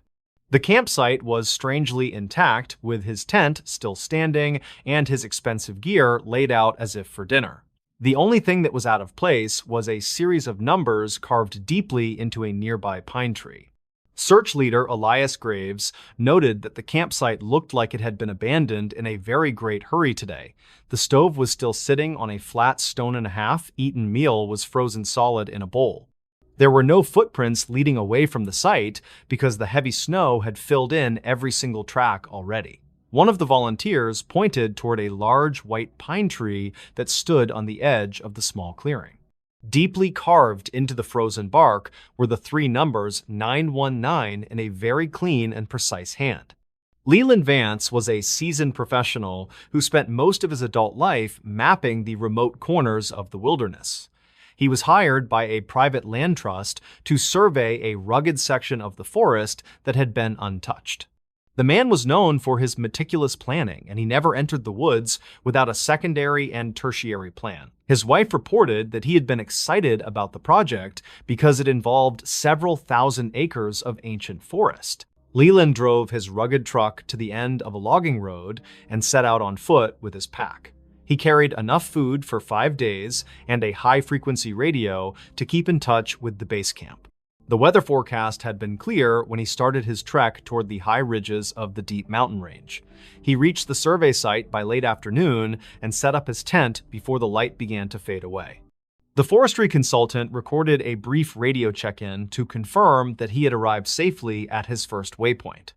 By the second night, a massive cold front moved across the valley and dropped the temperature to 10 below zero. The radio at the base camp crackled to life at exactly 9:19 in the evening with a frantic call. Dispatchers heard Leland whispering that something was moving outside his tent, and he sounded completely terrified for his own life. He repeated his coordinates twice, but his voice was drowned out by a loud screeching sound of metal on wood. The transmission cut out abruptly, and the search team was organized within the hour to begin the long uphill trek. They fought through 2 feet of fresh snow and biting winds that threatened to freeze their exposed skin in minutes. The team reached the survey coordinates and found the small clearing where Leland had pitched his green nylon tent. It was standing perfectly straight, and the stakes were still hammered firmly into the frozen and rocky mountain soil. There was no sign of a struggle or any animal tracks in the immediate vicinity of the abandoned campsite. Elias Graves opened the tent flap and found the sleeping bag of the missing man was still warm to touch. It appeared that Leland had stepped out of the shelter only moments before the rescuers arrived at the quiet site. His boots were still sitting by the entrance, and his heavy winter coat was draped over a plastic storage bin. The rescuers were confused because no sane person would step out into a blizzard without their boots or a coat. They fanned out in a circle and began to scan the tree line with their high-powered search and rescue flashlights. That was when they discovered the fresh carving on the pine tree that displayed the numbers 919 today. The wood was still pale where the knife had cut through the bark, and the sap was barely even frozen. Elias checked the GPS location and noticed that they were standing exactly at the 919-foot elevation. This was a strange coincidence, but the search leader felt that the numbers held a much more significant meaning then. The search team spent the next 6 hours combing the ravine, but they found nothing but frozen rocks and ice. They returned to the campsite to pack up the belongings of the missing man for further forensic and legal study. A small notebook was found tucked inside the pocket of the surveyor vest that Leland had left in his tent. The last entry was written in a shaking hand and mentioned a low hum coming from the earth beneath him. Leland wrote that the sound reminded him of a heavy machine or a very large and rhythmic breathing of animal. He noted that the numbers 919 were appearing on the screen of his digital radio every few minutes. The consultant seemed to be losing his grip on reality as he described seeing shadows walking through the white snow. He claimed that the shadows were wearing old-fashioned logging clothes and carrying heavy iron tools from the past century. This final entry was dated only minutes before the last radio transmission was received at the dispatch center today. Regional historian Silas Burke was called to the station to examine the strange carvings and the notes from the journal. He spent hours digging through the county archives and found a folder containing records from the year 1919 today. A massive logging accident had occurred on that exact ridge exactly 105 years before the current disappearance. 9 men had been trapped inside a collapsed mine shaft during a blizzard that lasted for nearly 2 full weeks. The historical records indicated that only 1 man was ever recovered alive from the deep and dark frozen mountain earth. The survivor had been found wandering near a campsite, and he was repeating the numbers 919 over and over. Silas showed the rescuers a photograph of the logging crew and pointed to a man standing in the very back. The man looked remarkably like Leland Vance, and he was holding a carving knife that featured a very unique handle. The historian explained that the logging crew had been working for a company that went bankrupt shortly after the accident. The investigation took a turn when the forensic team analyzed the radio that Leland had left behind in his tent. They discovered that the device was tuned to a frequency that did not officially exist on any modern radio charts. The frequency was exactly 91.9 megahertz, and it was broadcasting a loop of old mountain folk music. This music had been popular in the early 1900s and featured the sounds of a fiddle and a banjo. The technicians were baffled because there was no transmitter within 50 miles that could be sending such a clear signal. They followed the signal strength, and it led them to a hidden cave entrance located behind a thick, frozen waterfall. The ice was nearly 3 feet thick, and the rescuers had to use chainsaws to cut through the white wall. Behind the ice was a narrow tunnel that smelled of old wood smoke and the scent of pipe tobacco. They moved deeper into the dark cavern while the radio signal became louder and clearer in their handheld receivers. Inside the cave, they found a small room that had been furnished with a wooden table and a single chair. A kerosene lamp was burning on the table, and it cast a long, flickering shadow against the damp stone walls. Leland Vance was sitting in the chair with his eyes closed and his hands resting flat on the table surface. He did not respond when the rescuers called his name, and his skin felt as cold as the ice. There was a carving on the table that matched the numbers 919 found on the tree at camp. The man was holding a small piece of paper that appeared to be a map from 1919 today. It showed the location of the 9 loggers who had been buried in the mine shaft over a century ago. Leland began to whisper the names of the men in a voice that sounded like it belonged to someone. He claimed that he had to stay in the room to keep the lamp burning for the lost souls. The rescuers carried Leland out of the cave and back to the base camp, where a medical helicopter was waiting. He was treated for severe hypothermia, but the doctors were amazed that he had survived the extreme cold for long. The surveyor had no memory of how he reached the cave or why he had left his gear behind then. He told the investigators that he felt like he was being pulled by a very strong and invisible thread. The man claimed that the numbers 919 were a code to unlock a door that he found. He refused to speak about what he saw behind the door, and he became very quiet after the incident ended. The forestry consultant resigned from his job and moved his family away from the mountain region only a month later. The carvings on the tree were later removed by the Park Service to prevent any other hikers from being lured. People in the valley still whisper about the day the mountain tried to reclaim a life from the current year. A follow-up investigation by the state police found that the cave entrance had vanished behind a new rock slide. They could not find any trace of the tunnel or the room where the kerosene lamp had been burning brightly. The radio frequency 91.9 returned to static, and the mysterious music was never heard on the air. Technicians from the university suggested that the solar flares had caused a temporary rift in the local magnetic field. This explanation did not account for the warm sleeping bag or the physical carving on the frozen pine tree bark. The case was officially closed as a mountain accident with no evidence of foul play or any criminal intent. Leland Vance never returned to the Appalachians, and he refused to even look at a map of the area. He told his wife that some places are not meant to be surveyed by the eyes of living men. The mountain remains silent, and the snow continues to fall over the ruins of the old logging camp ridges. The mystery of the numbers 919 remains a topic of conversation for the hikers who visit the trail. Some believe it was a warning from the past, while others think it was a plea for a rescue. The records of the logging accident are now kept in a secure vault at the County Historical Society office. Visitors can see the photograph of the crew, but the man in the back is now strangely faded away. The image seems to be disappearing from the paper as the years go by since the surveyor went missing. It serves as a reminder that the mountains have a way of balancing the books when it comes to time. We are only temporary visitors in a landscape that has been here for millions of years of shifting ice. The camp at the high ridge is now overgrown with new growth, and the pine tree has finally died. The numbers 919 are gone, but the memory of the call still lingers in the cold wind.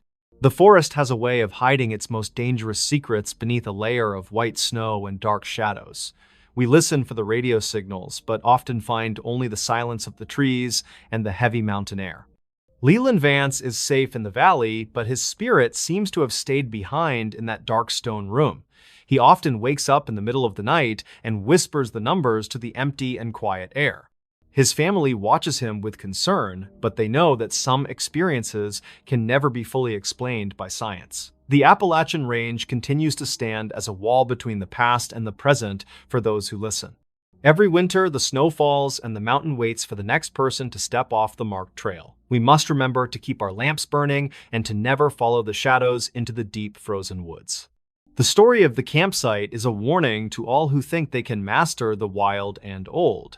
Some carvings are meant to stay hidden in the bark of the trees and the memory of the earth. The cold truth behind this coastal lookout in winter: the concrete observation tower on the jagged northern cliffs was built in 1942 to guard the freezing shoreline.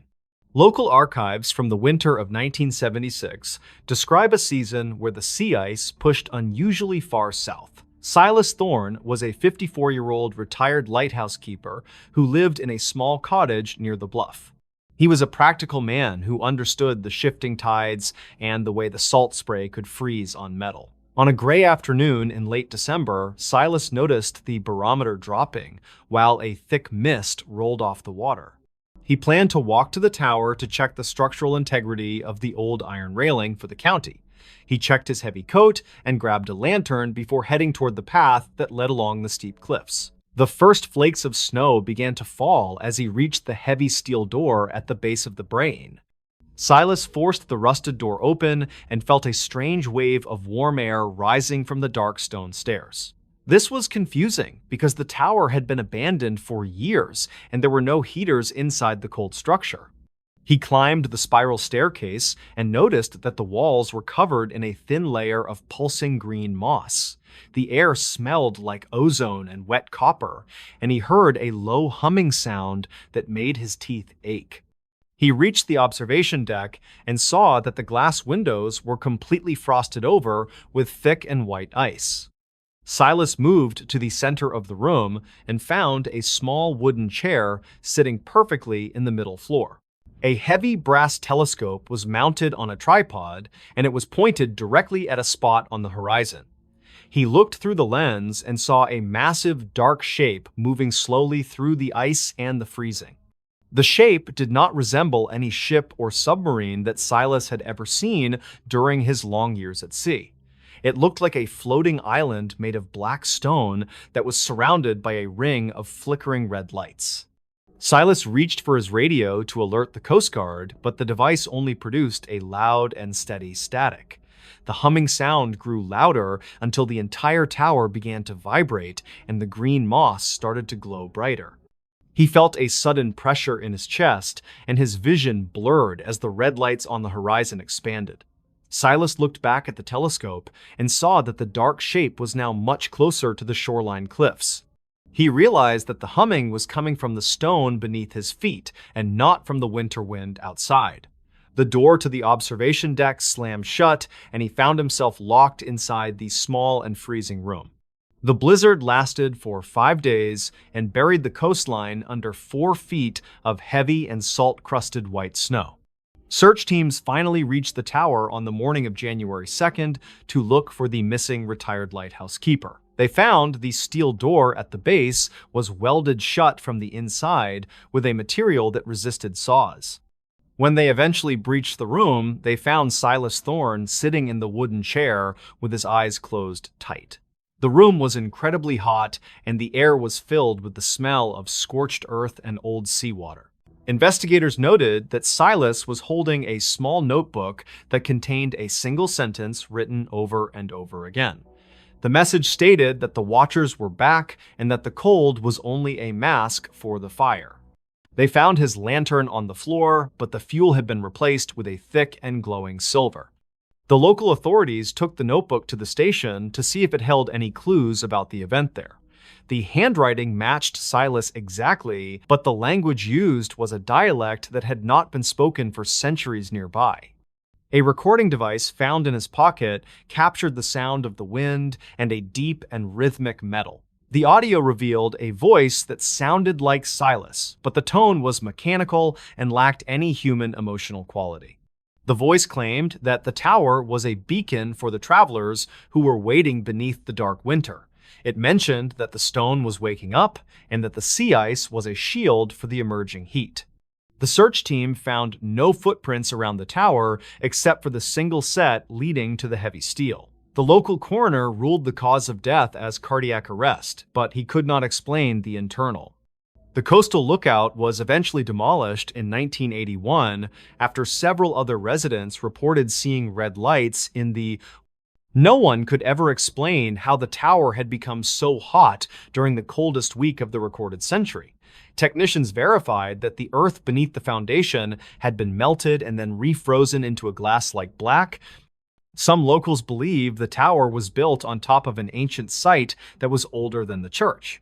Others think Silas had found a way to communicate with something that lived deep beneath the cold and dark. The mystery of the glowing moss and the silver fuel was never solved by any state or federal agency. It remains a story told by those who remember the winter the cliffs began to hum in the dark. The observation tower is gone, but the feeling of being watched still remains for those who walk.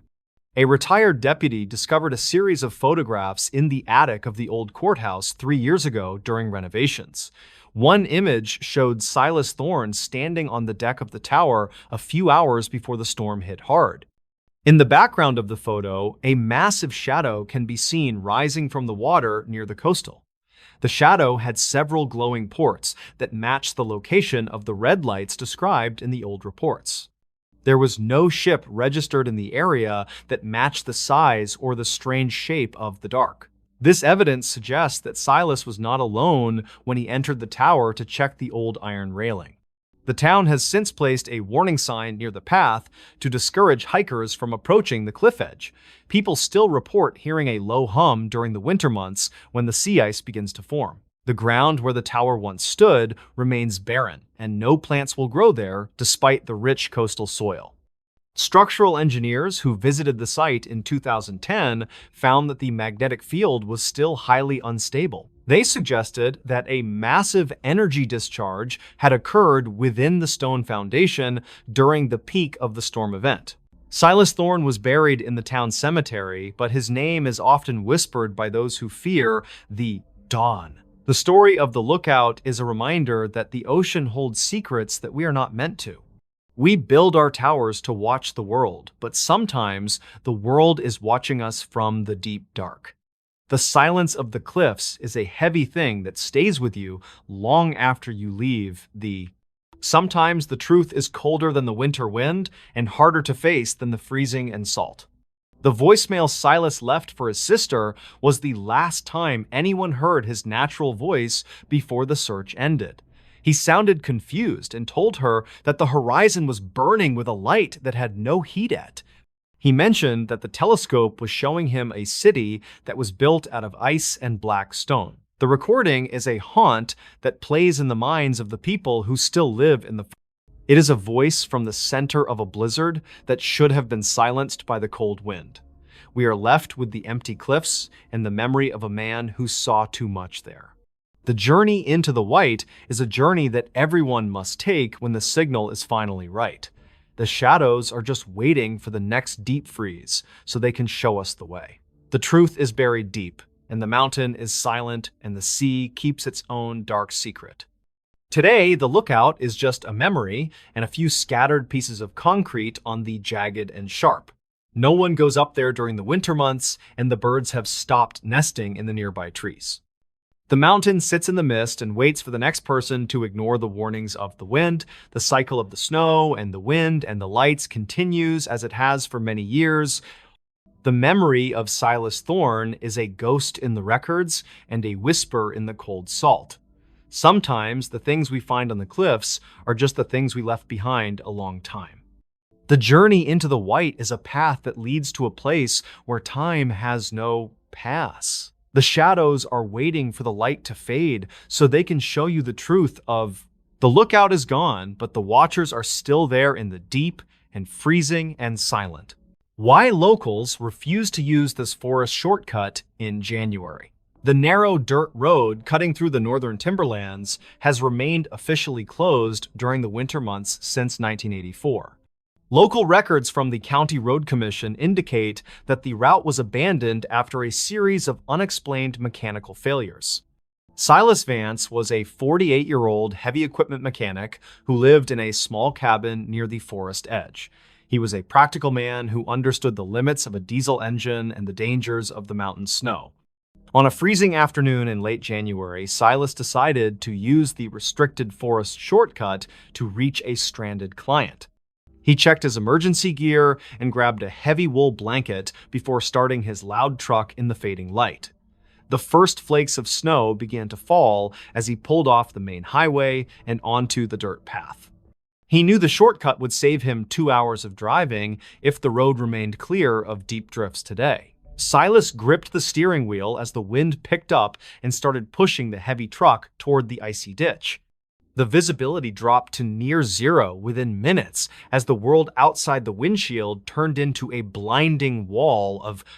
He noticed that his radio was only producing a low humming sound that seemed to vibrate through the dashboard panel.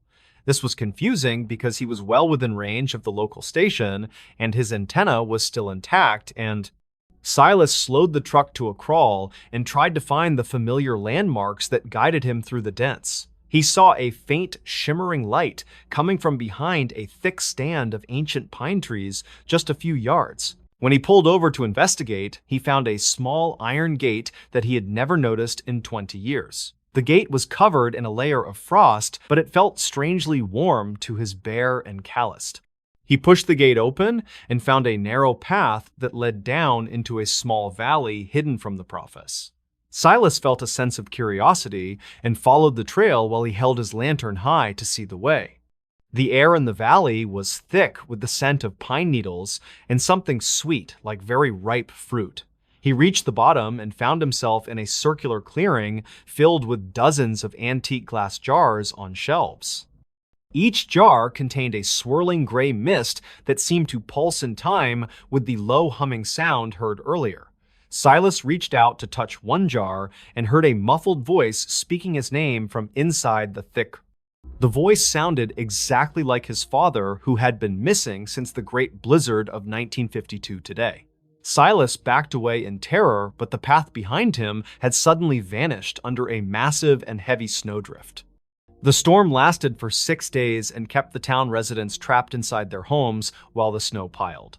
When the roads were finally cleared, the local priest went to the woods to check on the missing heavy.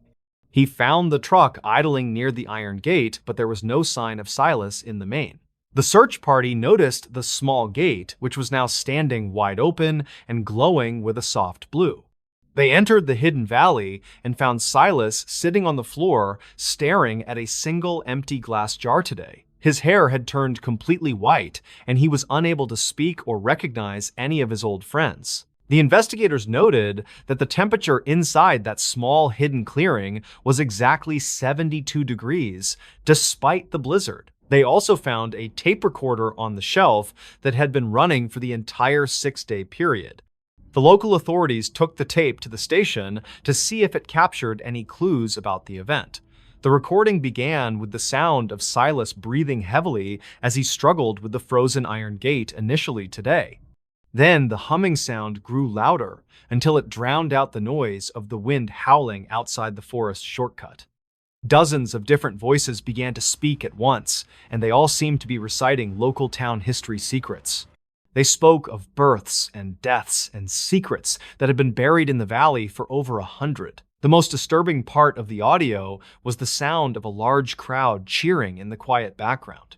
It sounded as if the small forest clearing was actually a massive stadium filled with thousands of invisible people. The recording ended with a single clear sentence spoken by a voice that matched the missing mechanic exactly today. The voice on the tape said that the shortcut was not a road, but a waiting room for later years. Silas Vance never spoke another word, and he spent the rest of his life in a quiet care facility. The county elders decided to seal the forest shortcut with several layers of thick industrial-strength concrete and iron. They then removed the road from all official maps to ensure no one would ever find the hidden valley. The parish records from that year were lost in a suspicious fire that broke out in the rectory office. Today, the forest stands empty, and the shortcut remains a restricted area that is monitored by a security firm. Local legends say that if you stand near the iron gate during a storm, you can hear humming. The mystery of the glass jars and the gray mist was never solved by any official government investigation today. A final report from a structural engineer in 1995 noted that the concrete had developed strange, glowing. He suggested that the material was reacting to a thermal source deep underground that should not exist in that. The forest was eventually decommissioned, and the land was sold to a private trust that keeps the property gated. Some believe the jars were not just holding words, but were acting as a seal for something much older. The voicemail Silas Thorne left for his sister on the night he disappeared is still kept in a secure. He sounded happy on the recording and told her that he was finally learning how to truly listen today. The shortcut remains a tomb of concrete and secrets that the town has agreed to leave alone in dark. It is a quiet reflection that some parts of history are better left buried deep beneath the winter snow. The archives of the local historical society contain a photograph taken just hours before Silas drove into the woods. In the background of the image, a tall figure can be seen standing near the entrance of the shortcut. The figure appears to be holding a device that matches the description of the silver jars found in clearing. There is no record of anyone being in that area on the day Silas vanished during the heavy snow. This evidence suggests that the shortcut has been watched by something that does not belong to the modern world. The town has since moved the highway to avoid the ridge where the mechanic disappeared so many years. People still avoid that area when the first signs of a heavy snowstorm begin to appear on the horizon. They know that the wind carries more than just snow and that some voices should never be followed today. The mystery of the red lights beneath the ice was never solved by any official diving team or underwater. They found no wreckage and no signs of any vehicle that had fallen from the ridge into the concrete span was eventually demolished in 2005 to make way for a newer and safer steel. Workers during the demolition reported hearing the sound of a phone ringing inside the hollow pillars of the. They also found a collection of personal items, including watches and rings, that dated back to the 1920s. These items were found embedded deep within the concrete as if they had been placed there when building.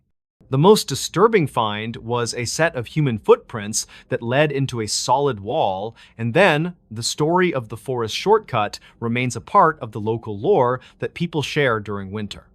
The voicemail that Silas Vance left for his sister was the last time anyone heard his natural voice today. He sounded calm and told her that he was finally going to see the city that everyone was talking. He mentioned that the bus was on time and that the driver was a very old friend of. The recording is a haunt that plays in the minds of the people who still live in the. It is a voice from the center of a storm that should have never been able to reach. We are left with the silence of the forest and the memory of a road that led nowhere. The journey into the white is a journey that we all must take when the signal is. The shadows are just waiting for the next deep freeze so they can show us the way back. The shortcut is gone, but the crossing is still there for those who know how to find. The regional forest supervisor ordered the area around the iron gate to be fenced off with heavy chain link. He claimed it was due to soil erosion, but the locals knew that the reason was much more. People who live near the base of the mountain say they still hear the humming sound on televisions. It happens most often during the first week of January when the air is still and the sun. They say it is the sound of Silas Vance still trying to radio for help from the other. The mountain keeps its silent vigil over the valley, and the pines whisper the names of those who... If you ever find a compass spinning in circles near a trail, you should turn around and walk. The warning from the logbook is still true, even if the man who wrote it is no longer. The shadows are always waiting for the right moment to step out and take what they feel. The final report from the county coroner was issued in 1985 and noted a strange lack. He stated that the lack of biological traces at the site suggested that Silas had simply ceased to. This conclusion was rejected by the state police, who believed that the mechanic had staged his own strange. They pointed to his clean bank records and his lack of personal debt as evidence that he stayed. However, his sister claimed that Silas was a man of high integrity who would never abandon his job. She kept the tape recorder from his truck in a safe place and listened to it every winter. She said that if you listen closely, you can hear the sound of a forest fire today.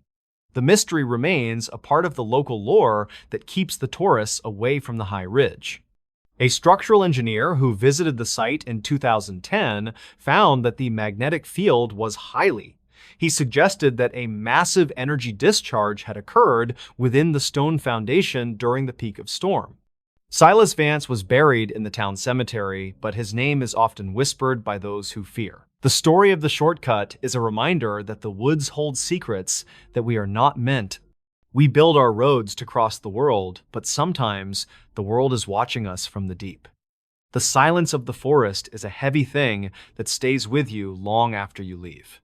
Sometimes the truth is colder than the winter wind and harder to face than the freezing and salt. We are moving toward the end of the records, and the final page is a simple. It shows a door standing open to a forest filled with silver lights and people made of mountain. What Silas discovered after forcing the frozen gate was a man who had found his way back home. He was not a victim of the storm, but a host for a gathering that defied the winter. The mystery remains, but the facts are clear and the evidence is stored in the local police. We will remember the name of Silas Vance and the night the gray mist came inside to stay. The wind is picking up again and the snow is starting to fall on the high peaks. It is time to close the file and leave the mountain to its own devices today. The story is finished and the narrator is tired and the lights are starting to fade out. Good night to the valley and to the ridge and to the people who are still waiting there. The cold truth remains buried beneath the ice and the stone and the memory of the man who. We are just the listeners to an echo of a life that was taken by the wind today. The voicemail is the only proof that he was ever happy in the place where he finally. The warning was real and the cost was his life, but he seems to have found peace. We will keep the records safe and we will remember the name of the man who walked. The forest is waiting for the next winter to clear so it can show us something new. The story of Silas Vance is a part of the mountain now and forevermore in the day. This archived recording exposed a fatal mistake that changed the history of the entire Northern Valley for the truth is often colder than the winter wind and harder to face than the freezing today.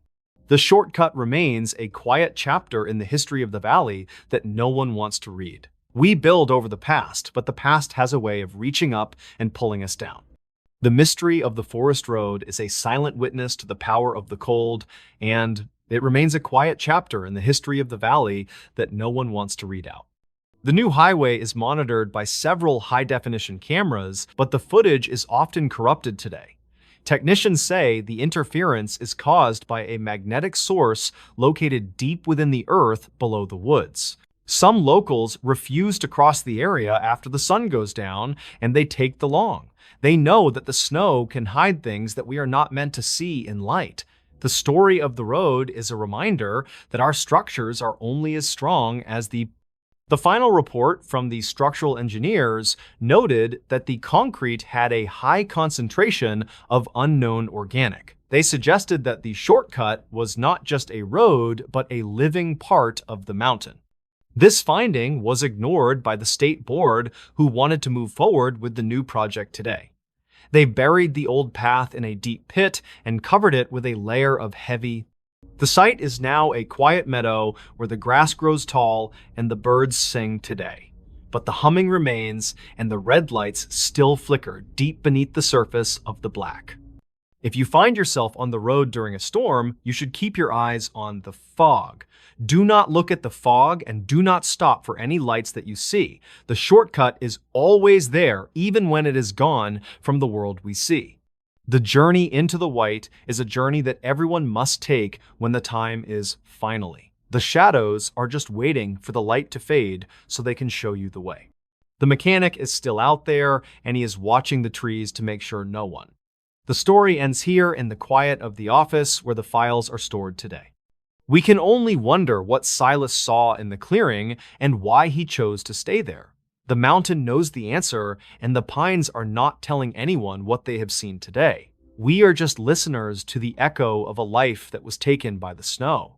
The voicemail is the only proof that he was ever happy in the place today. The warning was real, and the cost was his life, but he found his home. The cedar trees are the only ones that know the full story of what happened to the day. They stand tall against the wind and the snow while they watch the shadows move in the voicemail Silas left for his truck was never found by the team, but it exists today. He told the machine that he was finally seeing the colors of the wind, and the recording is a haunt that plays in the minds of those who have heard humming. We are left with the images and the whispers of a man who chose to. The search is over, but the discovery has only just begun for those who dare look. The mountain remains a giant in the clouds, and it keeps the names of the story ends where it began, in the quiet of the woods and the cold. Silas Vance was a man who understood the language of the forest and the secrets of the forest. He found the door that only opens once, and he decided to walk through to the side. The people of the valley still talk about the winter the earth spoke back in the dark. They tell the story to their children to make sure they stay away from the shortcut today. The memory of the mechanic is a warning that some roads should never be traveled in winter. The mountain keeps its secrets, and the snow covers the truth of what happened in the clearing. We are just the keepers of the records and the tellers of the story today. The journey is over, and the file is closed, and the forest is finally quiet. Good night to the mountain, and to the shortcut, and to the man who found his way. What paramedics discovered after forcing the frozen door, the record-breaking ice storm of 1993 paralyzed the small mountain community of Oakhaven for nearly 10 full days. Local emergency dispatch logs show that a frantic call came in on the morning of January 15th from a neighbor. Harlan Vance was a 64-year-old retired train engineer who lived alone in a remote cabin near the ridge. He was a man of strict habit who always shoveled his walkway and kept his porch light on for safety. On the day the storm finally broke, the neighbor noticed that Harlan's front door was standing wide open to the wind. The temperature had dropped to negative 15 degrees, and the inside of the home was reportedly as cold as the woods. Paramedics arrived on the scene and found the front porch covered in a thick and treacherous sheet of solid blue ice. They struggled to gain entry because the heavy oak door had become frozen to the frame in a partially open position. The lead paramedic was a man named Silas Thorne, who had worked in the Mountain District for over 15 years total. He used a heavy metal pry bar to force the door open while his partner cleared the snow from the threshold.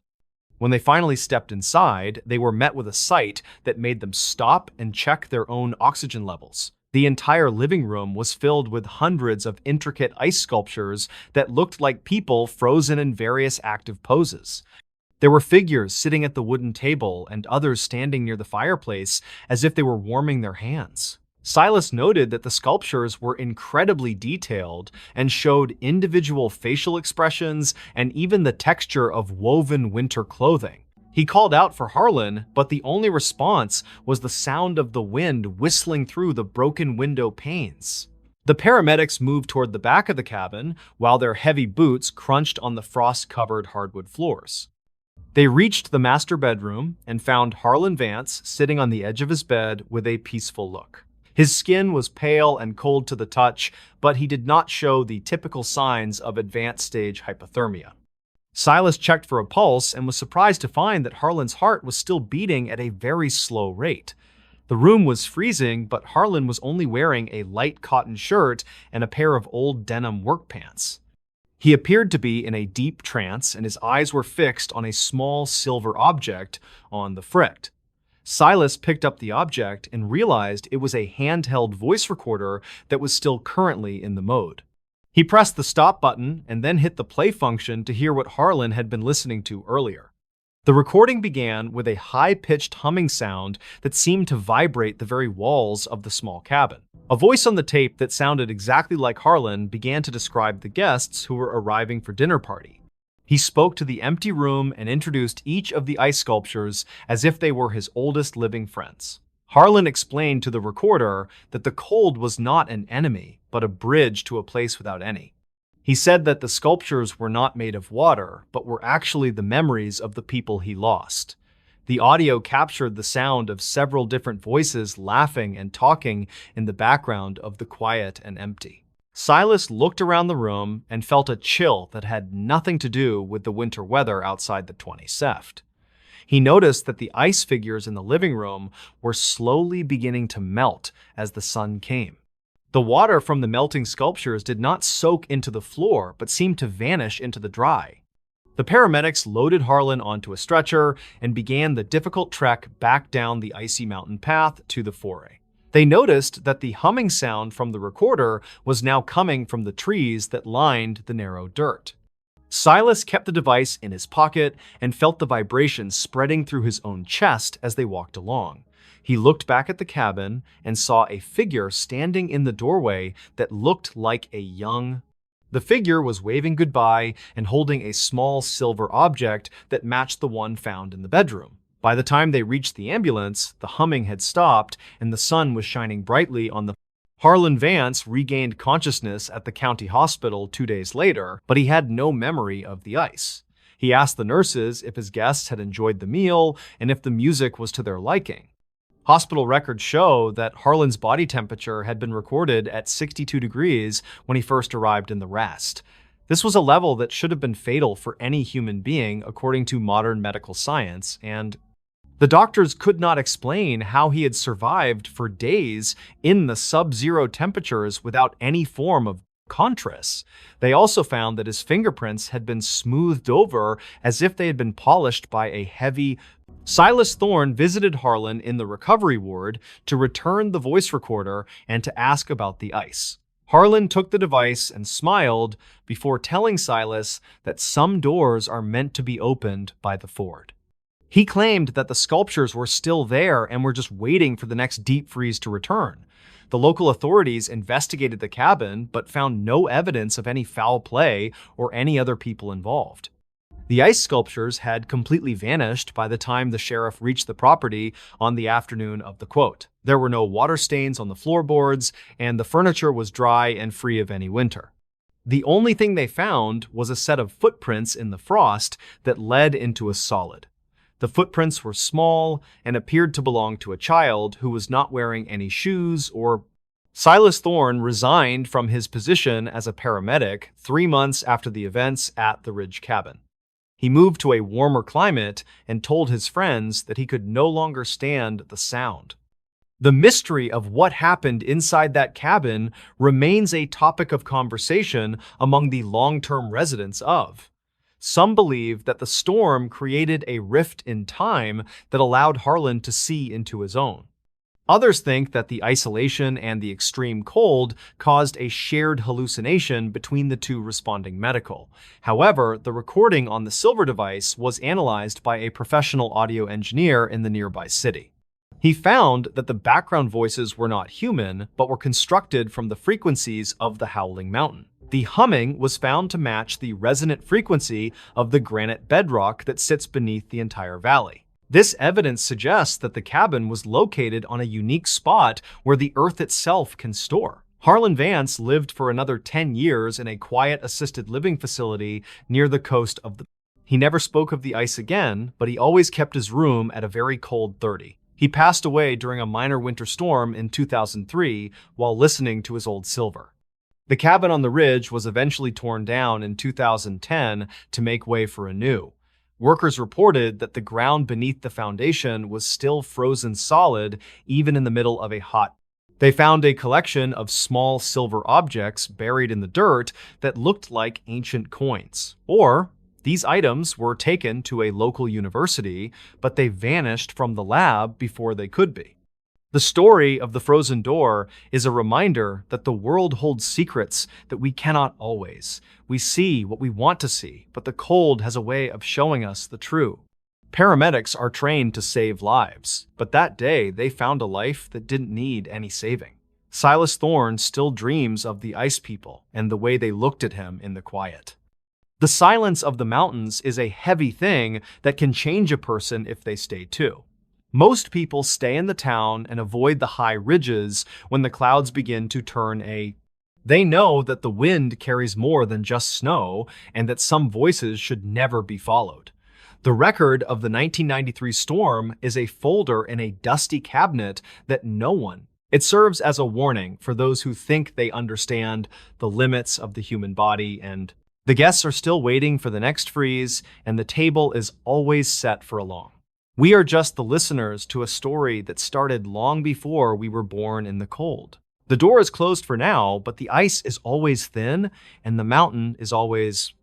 The final report from the county coroner was issued in 2004, and it mentioned the slow. He stated that the slow heart rate of Harlan Vance was a physiological anomaly that challenged every known medical. This conclusion was officially filed away, and the case was listed as an unexplained survival event in the crate. The neighbor who called the police eventually moved away because he could still hear the laughing on the...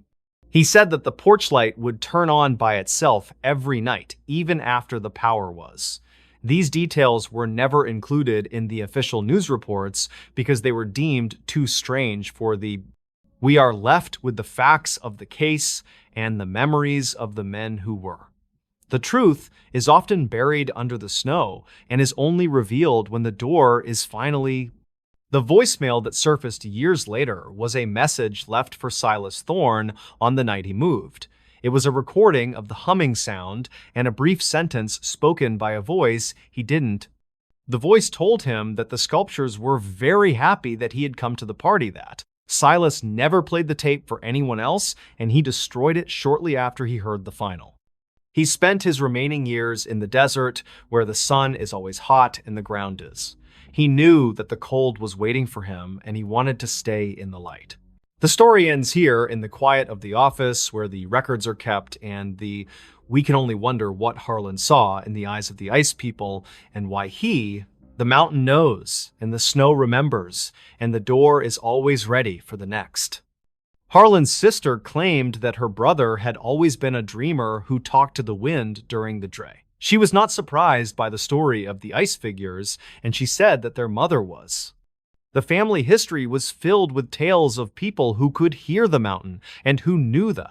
This cultural context provides a possible explanation for why Harlan was so calm during the entire strange. The paramedics were just outsiders who stepped into a world that they were not prepared to see or place. The discovery they made was not a crime, but a glimpse into a reality that exists behind the... We keep the files and we tell the story, but we do not pretend to know the truth. The ice has its own language, and it speaks to those who are willing to listen in. The cabin site is now a peaceful clearing where the grass grows tall and the birds sing in. There is no sign of the struggle or the frost or the figures that stood in the living. But the air is still a bit colder there than it is in the rest of the Pawnee. Hikers report that their watches stop and their compasses spin when they stand on the spot where the they feel a sense of peace and a desire to sit down and rest for a long. The story of the frozen door is a part of the mountain now, and it will always. We are moving toward the end of the records, and the final page is a simple drawing. It shows a door standing open to a forest filled with silver lights and people made of.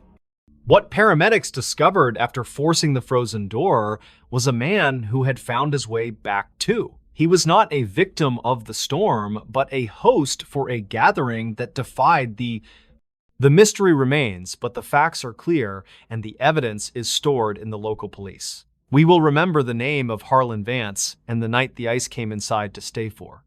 The wind is picking up again and the snow is starting to fall on the high peaks. It is time to close the file and leave the mountain to its own devices, and the story is finished and the narrator is tired and the lights are starting to fade.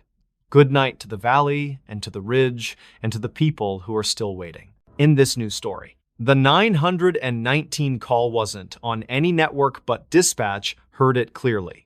Official communication logs from the High Sierra regions often contain entries regarding signals that bypass modern digital encryption protocols.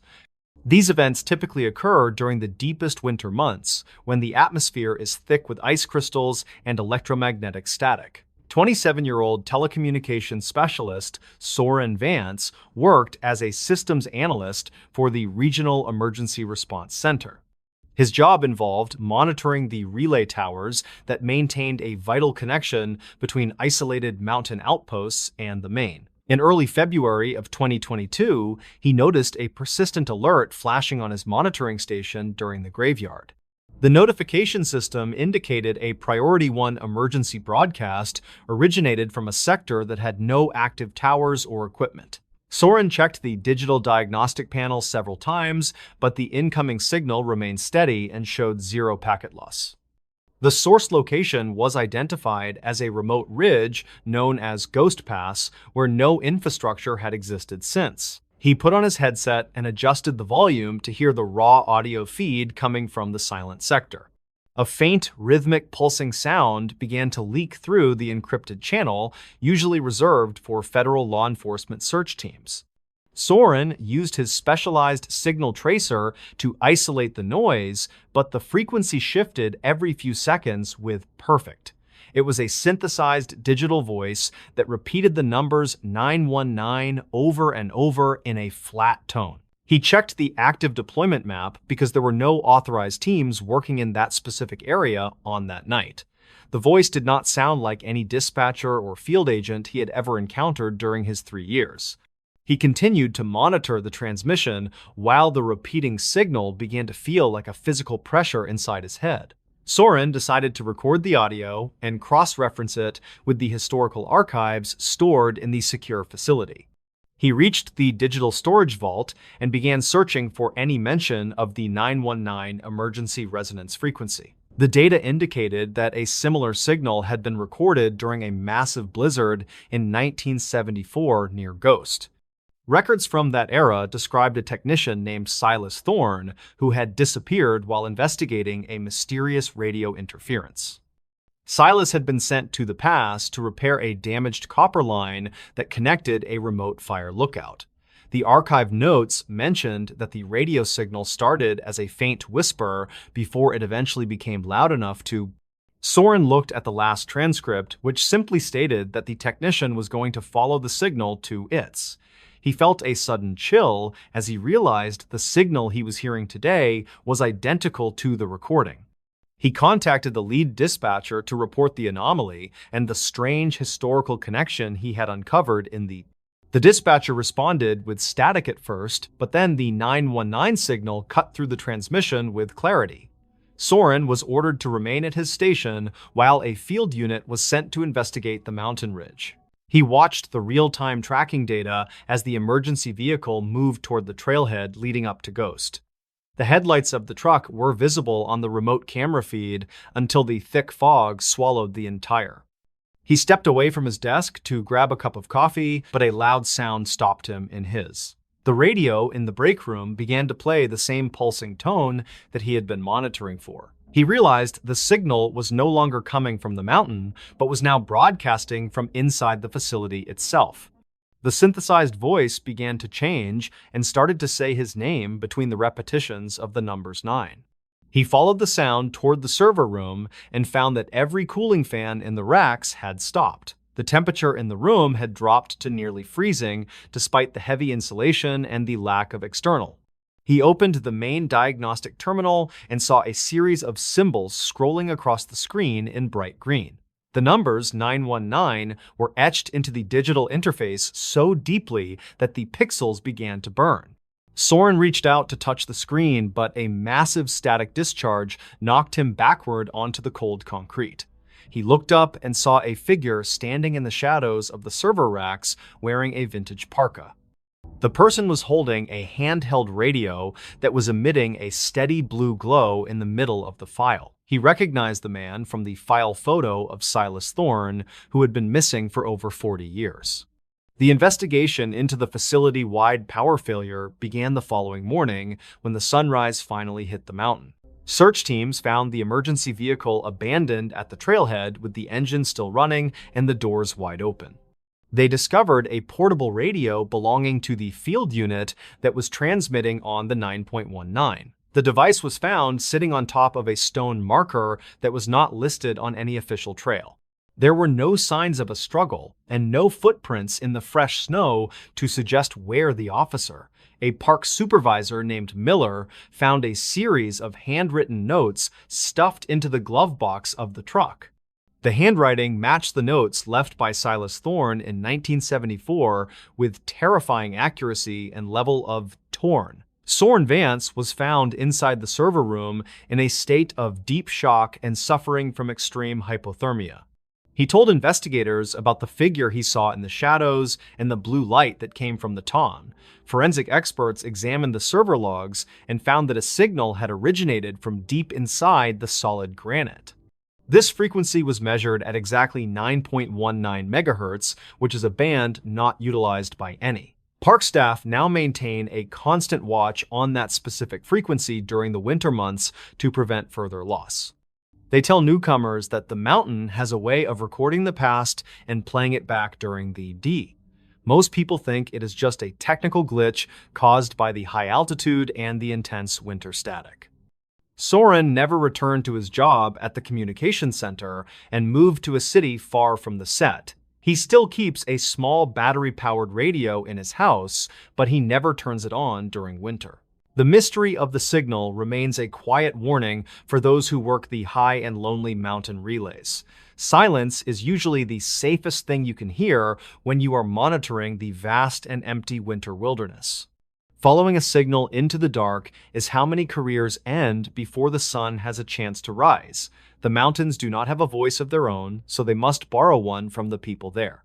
Safety is found in the networks that are mapped and the signals that we can actually verify and understand. Dispatchers say to ignore the 919 because the source is never something that wants to be truly. Stay on the grid and keep your radio tuned to the channels that the living people still use. Winter has a way of making the world feel small and the mysteries of the air feel dangerous. Every year, the snow covers the evidence of those who decided to follow the signal into the high pass. If you hear that pulsing sound in your headset, you should turn it off and walk away from. Nothing good ever comes from a signal that asks you to leave the safety of the known, and the mountain is a beautiful place, but it does not care if you find your way back to. Listen to the wind and the trees, but do not listen to the numbers that repeat in the twilight. Silence is a gift when the temperature drops and the world becomes a place of shadows and cold. Soren knows the truth of the warning because he felt the pull of the mountain on that final. He survived because he chose to close his eyes and ignore the haunting sounds coming through his small headset. Many others were not as lucky, and their names are now part of the long list of the missing. Keep your gear ready and your mind sharp when the winter wind begins to howl through the ancient. The signal is still out there, waiting for the next person to listen long enough to feel the. Don't follow the 919 because the destination is a place where the sun never quite seems. Stay safe and stay grounded when the high peaks call out with voices that do not belong to. The forest is deep, and the secrets are older than the names we have given to the stone. Keep the light on and the radio quiet while the winter holds the world in its cold. This is why the dispatchers tell you to never follow a signal that you cannot find on a... The final report on the incident at Ghost Pass was heavily redacted by the regional authorities before being filed. They claimed that a natural gas pocket had caused the hallucinations and the strange behavior of the electronics involved. Soren did not believe the official explanation because he still felt the cold in his bones whenever it snowed. He spent his time researching the history of the ridge and found dozens of similar cases dating back centuries. Each disappearance was preceded by a report of a repeating signal or a rhythmic sound coming from the local. The local tribes had names for the mountain that translated to the place where the voices are kept. He realized that the technology we use to communicate is just another tool for the mountain to use. The 919 signal was a lure designed to capture the curiosity of those who listened to. He often wondered if Silas Thorne was still wandering the server rooms of the world looking for a connection. The blue light he saw that night was not a part of any electrical system he had ever. It was a manifestation of the energy that the mountain had stored over thousands of years of human. He began to write his own logbook to document the things the authorities tried to hide from the Auntain. He warned that the digital age had only made it easier for the mountain to find its next. The frequency of the human heart is reportedly close to the resonance of the granite found in the process. This similarity allows the mountain to broadcast directly into the minds of the people who are sensitive to. Soren kept his notes hidden in a secure box that he buried in his backyard near the Stians. He hoped that someone would find them before they also heard the pulsing sound of the nine. The record shows that the signal appeared again in 2024 during a record-breaking ice storm in. This time, a group of 3 researchers disappeared while tracking the movement of a glacier near Ghost Pass. Their last transmission was a series of numbers that matched the 919 frequency with perfect digital. The search teams found no trace of their equipment or their bodies, despite a massive effort lasting 3. The Park Service has since placed a permanent ban on any electronic devices within 5 miles of the claim. They claim it is to protect the delicate ecosystem, but the rangers know the real reason for the pros. They have seen the blue lights flickering on the ridge when the moon is full and the blue after. They have heard the voices of their former colleagues calling out from the static of their hand radios. Silence is the only defense against an enemy that uses your own voice and your own technology. The mountain is patient, and it will wait for the next generation of technicians to forget the old. It will wait for the next winter when the air is still and the signals can travel. Soren Vance lived the rest of his life in the desert where the ground was sand, and he never looked at a mountain again without feeling the weight of the 919 in. He knew that some calls should never be answered regardless of how clearly they are heard by. The truth is buried under the ice and the static and the redacted files of the National. Stay away from the sector known as Ghost Pass and keep your radio tuned to the truth. This is the story of the call that was not on any network but was heard.